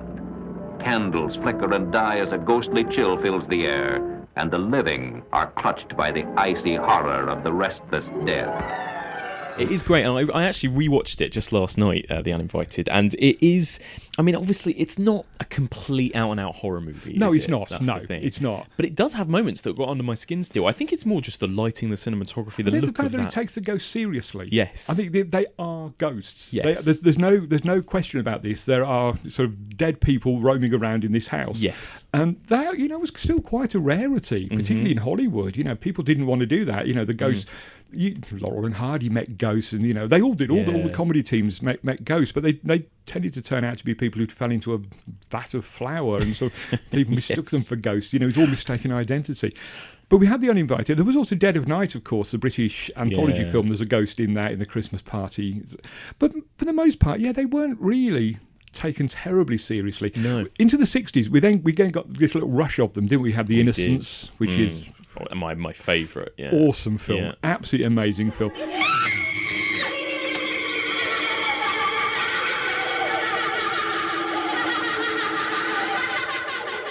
We got Ugetsu, which is a Japanese film which came over, one of the first Japanese films to come over, followed by Onibaba, which isn't entirely a ghost story, but has a lot of the mechanics of the ghost story, and later Kwaidan, which is. Yes. And we also had, of course, The Haunting. Yes. Now, if we're going to talk about, they talk in there about the house being the Everest of haunted houses. This is the Everest of haunted house movies. Yes. It's astounding. It's a superb film. God. Whose hand was I holding? Again, took it very, very seriously. Yes. Everybody in it totally believed there were ghosts. The clever thing is that you don't see that much in it that's actually supernatural. No. It could all be going on in the minds of the people in that you never actually see anything. I often use this as an example of the difference between how people used to make ghost films and how they make them now. That in the original Haunting, there's a little bit of wiggle room. It could all be going on in people's heads. It's very much like an Eleanor is a character who is unhinged, and we are in her head. She's an unreliable narrator. Absolutely. We don't know what's going on. You then go and see the Jan de Bont film full of CGI. There's absolutely no question this is haunted. There's nothing there left to the imagination whatsoever. In The Haunting, you're not sure. No. And that's what makes it creepy. The creepiest thing in it is somebody knocking on a door. Oh my I mean, God. that's just terrifying, Absolutely But you're terrifying. still not sure what's on the other side of that door. What's doing that? Yeah. Is it real? Is it just mass hysteria? Yeah. The remake, of course, it's completely ruined completely ruined it. Absolutely. But, The Haunted was another great serious one that took it seriously. But there were very few and far between in the 60s. They started to pick up a little bit by then. But it feels like the kind of 1-2 hit in terms of Western cinema. That 1-2 hit of The Innocents and The Haunting. Yeah, it did feel like a bit of a game change. A bit of a line drawn there between what ghost movies could be. Almost. I think it's what it helped that they were made by respectable filmmakers, respectable inverted commas, and respectable companies. And they were made for adults. Yes. They weren't made for kids. And it showed that, you could have a scary film about a ghost. And actually, it worked. There was nothing to be ashamed of being scared by these films. That was the whole point of them. And with both of them, obviously, definitely with The Haunting and also with The Innocents a bit, it is psychological, isn't it? Absolutely, There's all kinds of weird, creepy stuff going on in The Innocents, isn't there, just below the surface? You think, as someone who took his degree in psychology, I'd say most ghost sightings are actually psychological. They fulfil certain needs in us, and the one thing we absolutely cannot be sure of is our own senses. We don't like to admit that, but we all see, hear, and feel things that aren't there. And those two films really hit on that you're not sure what you're seeing. Is any of it actually happening? Because we're seeing it through the eyes of unreliable narrators. Yes. Are we actually sort of seeing the truth, or actually we just seeing what they're telling us? It's the classic kind of the hysterical woman at the centre of it, isn't it? With both of them, and actually that's quite a big ghost story trait, isn't it? Which comes from the Gothic, of course. Yes. So yes, it does run through, and into the 1970s there are a whole glut of American TV movies which featured ghosts and haunted houses, and it's the same thing. It's usually a woman, no one will believe her, and she's usually alone in the house when the haunting strikes. It's you do find a lot of female protagonists in ghost stories rather than male, which absolutely is kind of interesting. And actually, speaking of, just to jump back slightly to the William Castle ghost movies as well. I mean, you've got House on Haunted Hill there, and I suppose, like you were saying, it's with that kind of slight sort of Scooby-Doo twist element to it, doesn't it? Because obviously, we won't go into too many spoilers with this, but it's not completely, a supernatural ghost movie. There's a bit of a safety net, isn't there, for the audience? But I think then he came along with 13 Ghosts the following year, which has 12 ghosts, but they are ghosts, and they're scary ghosts. They are real, and so that was kind of the beginning of it. Really, we actually started to see ghosts that were actually proper. They were there. They were real. And they were going to scare you. There wasn't the safety net at the end of it was just a smuggler all along, or it was just a plot to get the wheel, or it was just a plot to drive you mad. It was a real genuine. But they still actually have in a way, they're quite a good transitional, aren't they? Because they still have that real fun element, that kind of ghost train element to them, don't they? They don't take themselves too seriously. No, quite hammy in some ways, in a good way. Yeah, exactly. But it's like you say, in a good way. You know? And the ghost story, again, lends itself to that, so having a bit of fun. Absolutely. I think the comedy ghost films are far more successful than comedy vampires and comedy zombies. Oh, There's just something about the ghost, which again, it's that malleability. You can form it into anything you want. And you can have a really funny ghost film.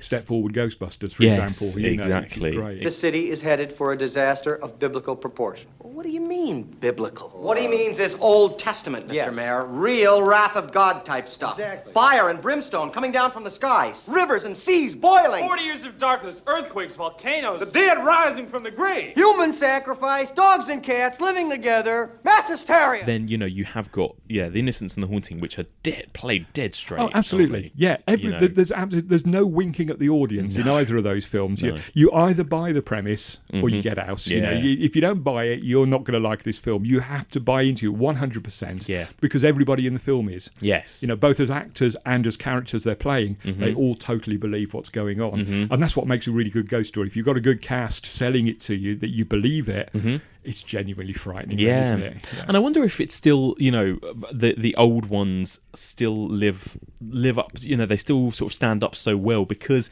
I suppose it's one of the horror sort of genres as well that doesn't rely on blood and guts and gore or special effects on the most part, that kind of a thing. They're kind of timeless, aren't they? You can watch The Haunting now, and I have done recently. Me too. Apart from the fact it's in black and white, it stands up really well. You could show that to any modern audience and they go, oh, it's black and white. But within half an hour, they're going to be totally hooked. Absolutely. If you go back and watch something like, Blood Feast, you watch that now, you think, oh my God, we've come a long way in the gore stakes since then, So, I mean, ghost stories, they are timeless. And of course, don't forget things like The Innocents, because they set them in period settings. Again, that in itself helps, they never age, they never date. No.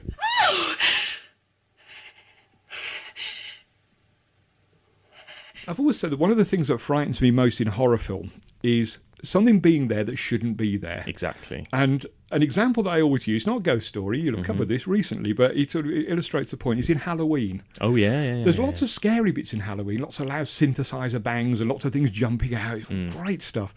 But for me, the most terrifying moment, the two girls are on the phone and they're in the background looking through the window, is that horrible white face. Yes. And it shouldn't be there. Yes. It really shouldn't be. It's not doing anything. Yes. It doesn't need to do anything.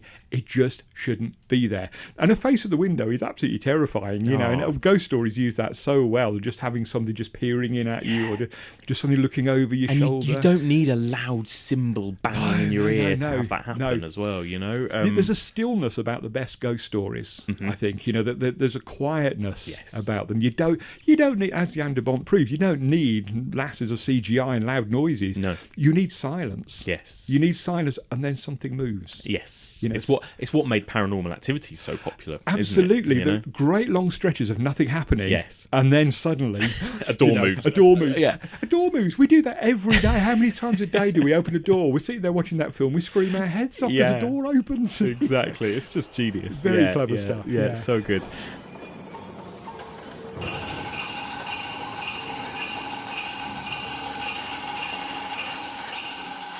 Actually, speaking of which, that whole kind of shouldn't be there kind of a thing. It's probably my scariest moment in The Shining, which again, a kind of haunted house movie. Absolutely, haunted hotel, yeah, absolutely. But of all the moments in The Shining, it's when she sees those two men in that room. One of them dressed as a bear. Yeah. Not explained in any way. Just there. They don't do anything. They just look at her, and that is it. And it is the most terrifying image to be. That it's one of my great bugbears with modern cinema is to explain everything. Yes, we don't need the most frightening things are the things that aren't explained. At the end of The Haunting, I'm not entirely sure I know what's happened in that house. No. I'm not sure I know what's going on in it, and that's why it's scary. Yeah. And yes, those two people. What are those two people doing in that room in the Overlook? I mean, what? Yeah, you know, and that is far more terrifying. You know, when Jack Nicholson goes berserk at the end with his axe, that's scary stuff. But it's nowhere near as scary as that. No way. Or suddenly going around a corner and there's a pair of twin girls looking at you. It's always the scariest. It's terrifying. moments. They're not doing anything. No. They're just standing there. They just shouldn't be there. Yeah. You know, and it's the quietness and the stillness that works in the best ghost stories. Yeah. You know? Come play with us, Danny. Forever and ever and ever. Go into the late 70s when you suddenly got you've got The Shining, you've got Amityville, you've got The Changeling, you've got Poltergeist, you've got The Fog. It was like a big series of big hitters, wasn't it? Absolutely. And again, it's all to do with the respectability of the genre, I think. You'd be very hard-pressed to think of Steven Spielberg's slasher movie. Yeah. You'd be hard-pressed to think that if Stanley Kubrick lived long enough, he'd make a torture porn film.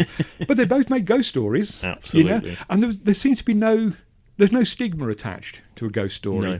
It's, I guess, because we've got this long cultural history with it. We've also got the whole literary I think that's. side to it. I think you're right. I think that's what it is. If it's good enough for Dickens and Shakespeare, it's good enough for us. I think that's kind of the attitude, isn't it, for these guys? Yeah.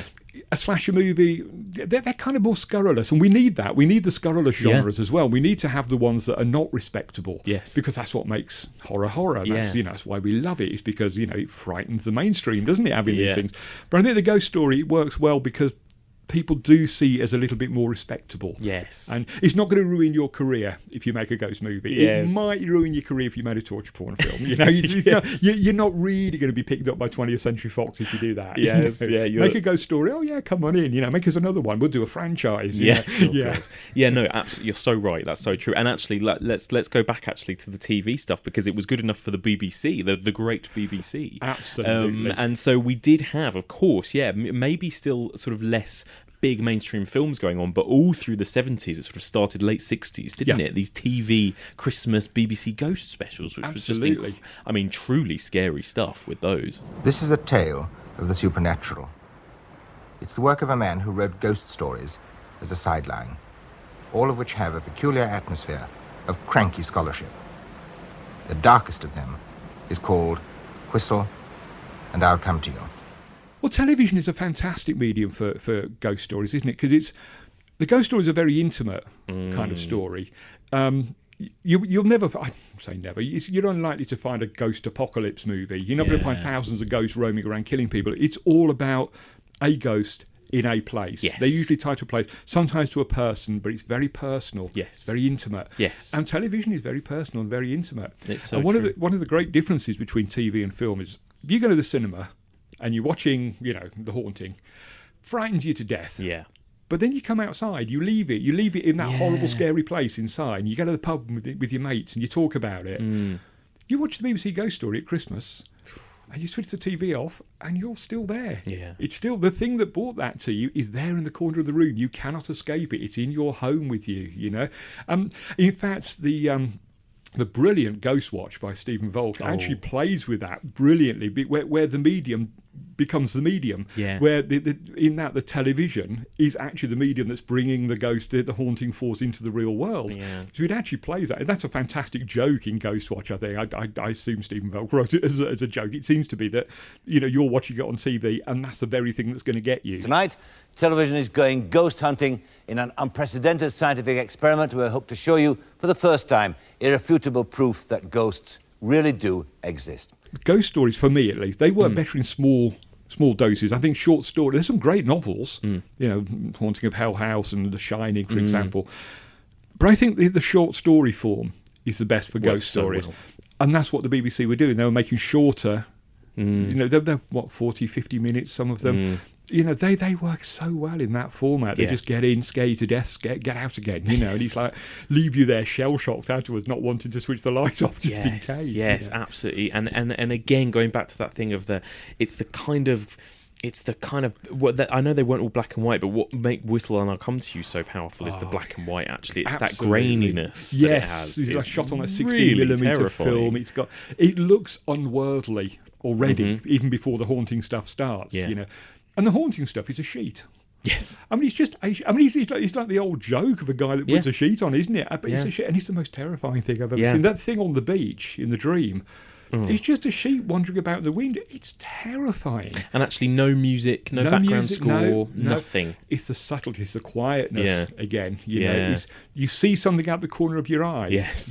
And they remade it with John Hurt and it didn't work because they added too much to it and they lost the subtlety and they lost the quietness and the stillness of it. Yeah. And actually, I mean, we'll get to this eventually, but I think that is the one thing for me that I have a problem with all of the big ghost stories coming out now. And we are in a bit of a boom with ghost stories at the moment, actually. We are. And a lot of these big James Wan or whoever, Blumhouse ones, they've got a lot that is good about them, but a lot that is like, okay, if you shout in my face this much every 10 minutes, just turn it down a little bit. We don't have to have everything at 11. Just turn it down to 5.5. No, sometimes when he I think it was The Conjuring 2 where you have this kind of demonic nun that is stood there at the end of a corridor. That's scary, but I don't need flashing lights and loud noises with it. It's creepy. Well, there's a great example around at the moment, a film called Borley Rectory by Ashley Thorpe, which is fantastic. Cannot wait. Superb film. It's old-fashioned in the nicest sense of the word, and it is all about. There's literally at one point a face appears at the window. Yeah. At one point a hand comes round a door. Yeah. It's really sort of old-fashioned, slow, spooky ghost story stuff. And it's the absolute antithesis of what you're talking about there, where, you get 30 seconds of silence and suddenly someone stands on a keyboard and bang, something pops up in your face, This is subtle, and Borley Rectory got under my skin in a way that, I don't mind Insidious, and I don't mind, the Annabelle films. Some are better than others, but I don't mind them. They're not awful. They're not great. They're not at all. You couldn't say they were badly made. That's not the thing. At all. No, they're very slickly made. Perhaps too slickly, perhaps. I think is possibly part of the problem. Yes. But what I find with them, they don't bother me. Yes. They don't, I like to be bothered by a ghost story. I like to sort of go away afterwards and think, all those years of being a rationalist, maybe not. Actually, maybe there is such thing as ghosts. And I never get that from those big films. I get a few jumps and a few scares. But, something like Borley Rectory, you watch it, you think, oh, maybe. Yeah. Maybe there was something in that house that was actually, not of this earth. It's very scary stuff. Fantastic. So you do still get these films turning up. Yes. There's an adaptation of the stage play Ghost Stories. Yes, absolutely. There's a lot of really creepy stuff in it. Yeah. Things you think you see at the corner of the screen and things like that. And again, it stays with you afterwards. Where I think you said it earlier about the William Castle films, that the James Wan films are very much a fun ride. They are. You They have that feel, don't they? You go to the ghost train at the Yes. you scream your head off, you get off, and you're looking for some candy floss because you don't care, because that's great.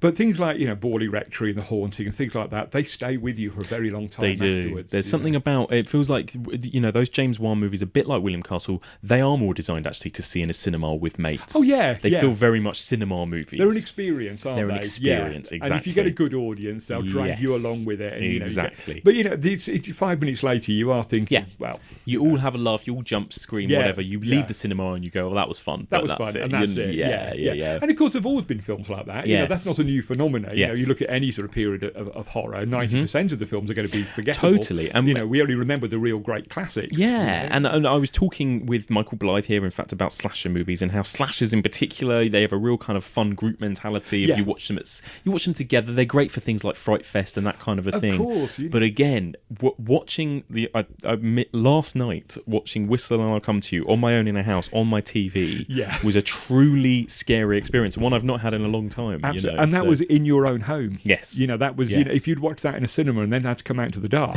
Yes. But, the fact that it invades your place of safety, I think that, because ghost stories do that very well, don't they? There's something in your home that's come, again, Ghostwatch does that. In the past, they're all crumbling old mansions somewhere. Yeah. This was on a suburban street in London. It could be you. It could be you. And so what, you're watching on television, it is going to be you. It's coming for you. And it is the fact that, sort of ghosts can invade your home. Mm-hmm. And it's that thing again. It shouldn't be there. That there's something in my home that shouldn't be here. Yeah. And that's why we are looking over our shoulder all the time. Because we all know. There's nothing there. There's nothing to be frightened of. And then the floorboards creak after you've watched a BBC Ghost Story, and suddenly it all becomes very real.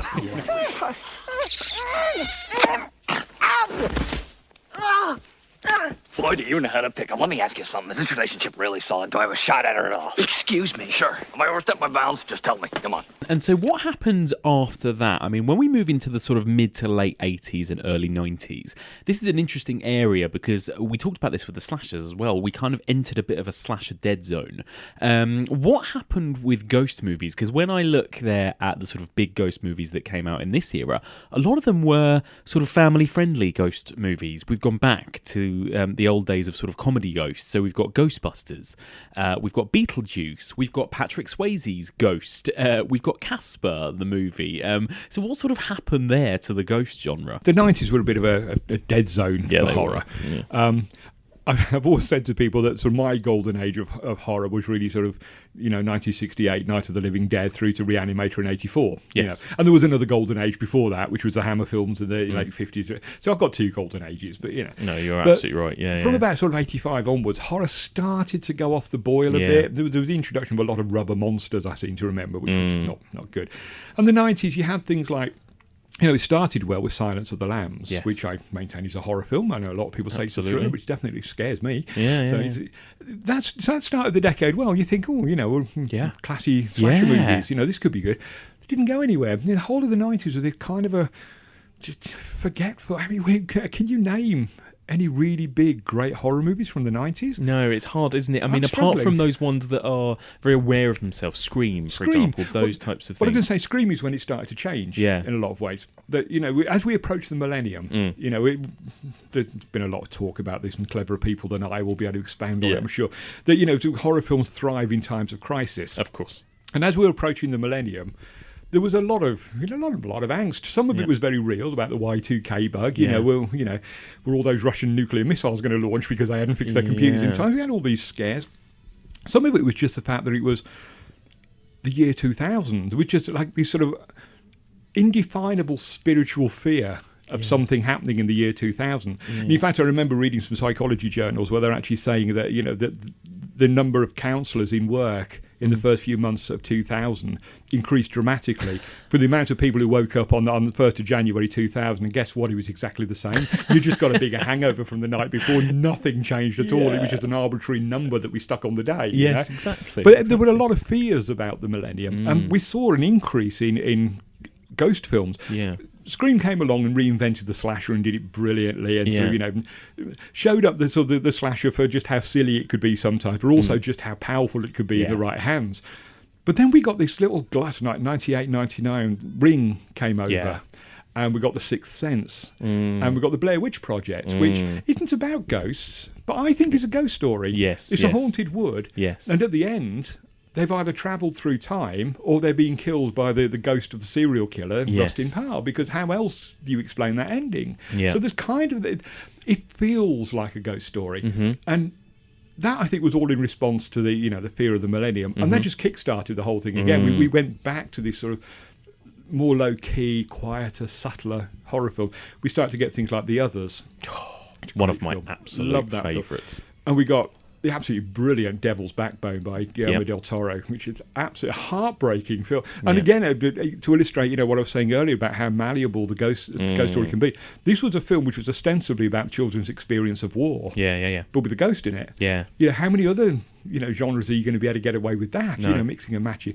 But there were a lot of really great ghost films suddenly appeared around the time of the millennium. We started to get into this more subtle, quieter sort of type of horror film again, which I loved. Oh, me I was in too. my element. It was great, Me too. Yeah. Some really good stuff there. And actually, from that kind of Spanish, Mexican, those types of countries, especially, we obviously got, Del Toro's movies, and The Orphanage wasn't it as well? Yes, The Orphanage, yeah. I mean, what an incredible movie The Orphanage Another is. heartbreaker, isn't it? When you get to the end, Yeah. if you watch that film again, and then watch it all the way through, knowing what you know at the end, and we won't give that away.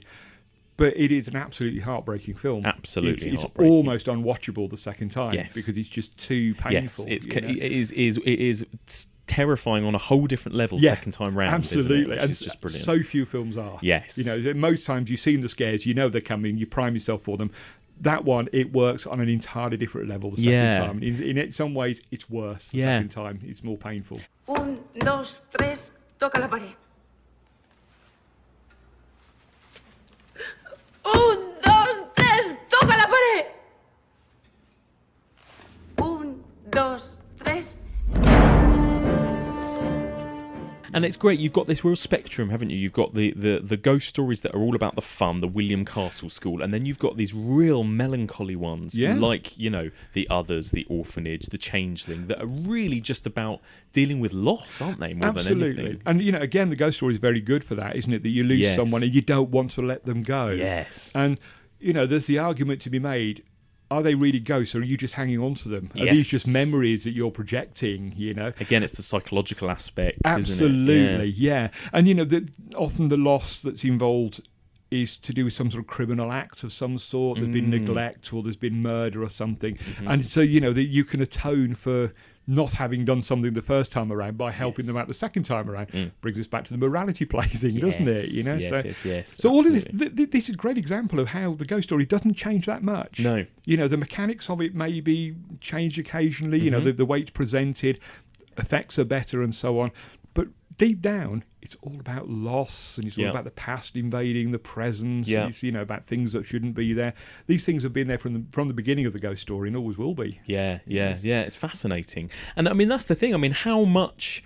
I mean, do you think that the ghost story is ever going to die? I mean, it seems to be as big right now as it ever been. If it does die, it'll just come back. Come back and no, I think they're going to be here forever. I think the ghost is such a universally accepted monster, for want of a better word, that it's never going to go away. I don't think you're ever going to see the big, like we had after Halloween. No. We're not going to see that. No. It's just going to be there. It's going to be plodding along very nicely in the background, and every time you think, oh, isn't it time we had a ghost story, one will turn up. And I don't think they're ever going to go away, because I don't think our fascination for what comes afterwards is ever going to go away. I think they're always going to be there. I wish they'd come back more on television, to be honest, because I do like that shorter form, and I do like it happening in my own home. I do wish, if you're listening, BBC, come on, you want to, And Mark Gatiss did one a couple of years ago, the Tractate Mid-Oth, which was fantastic. Yeah, and he's the man to do it, isn't he? I gather Andy he wants Nyman. to do more. And it's just, come on, BBC, you've got these great talents who want to make these films that are fantastic. come on, get your checkbook out. You know you want to. People must want to watch this as well, surely. I don't know. One fewer cookery show would actually sort of fund it. Nice. I mean, come on, if you're going to do it, let's have a haunted cookery show. Let's have a cookery show that's got a seance in it. And we contact the dead. Sort of, exactly. Can't cook because I'm dead. Let's do something different. Let's get this tradition going again for Christmas. It'd be lovely, wouldn't it? Yeah, I mean, what's so great about it again, isn't it? I mean, we've touched upon it, but you couldn't imagine a slasher as a piece of literature or a television one-off or a half-hour. It transcends any kind of medium. When you talked about the Andy Nyman ghost story, that was a play. Of course, the Woman in Black. Woman in Black, and of course we need to touch on the Woman in Black, the TV version. Well, actually, funnily enough, this is what I spoke to with Andy Nyman about how that is a huge in a literature form, play, TV, and film. Every kind of possible. It haunts every medium. Yes, doesn't it? it does. It's all there. It does. And that was, of course, was written by Nigel Neal. Yes, who is something of a master. We all think of Nigel Neal as quite a mass. Yes. But he's actually a bit of a master of the ghost story. Yeah, God. Because we have the Stone Tape, which is one of those few ghost stories which actually led to something actually happening in the real world, where people's talked about the Stone Tape theory. People actually believed that what was happening in it could be the explanation for ghosts. The hell? That's not computer language. It's your code number. You fed it in. I didn't. You must have done.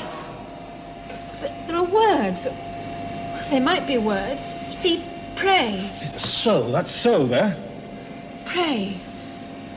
Prayer. It's in the computer! So, final question then for you. What is your favourite ghost movie?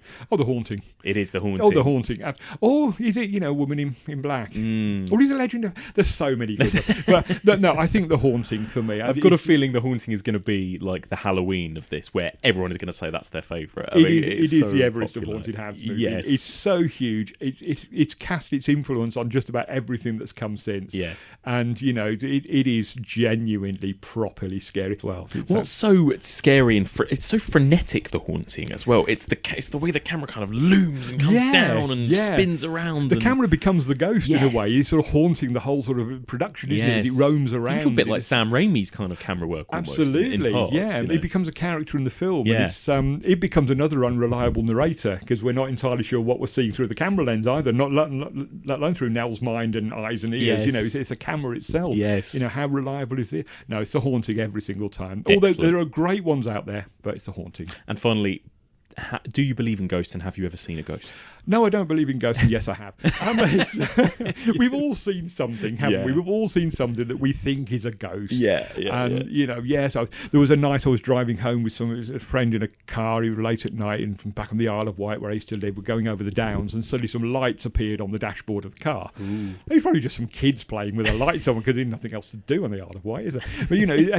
But it frightened the life out of us because we were convinced, because nearby, not that far away, was this area where it supposedly once a year a house appeared out of nowhere, an old house, and I never saw it.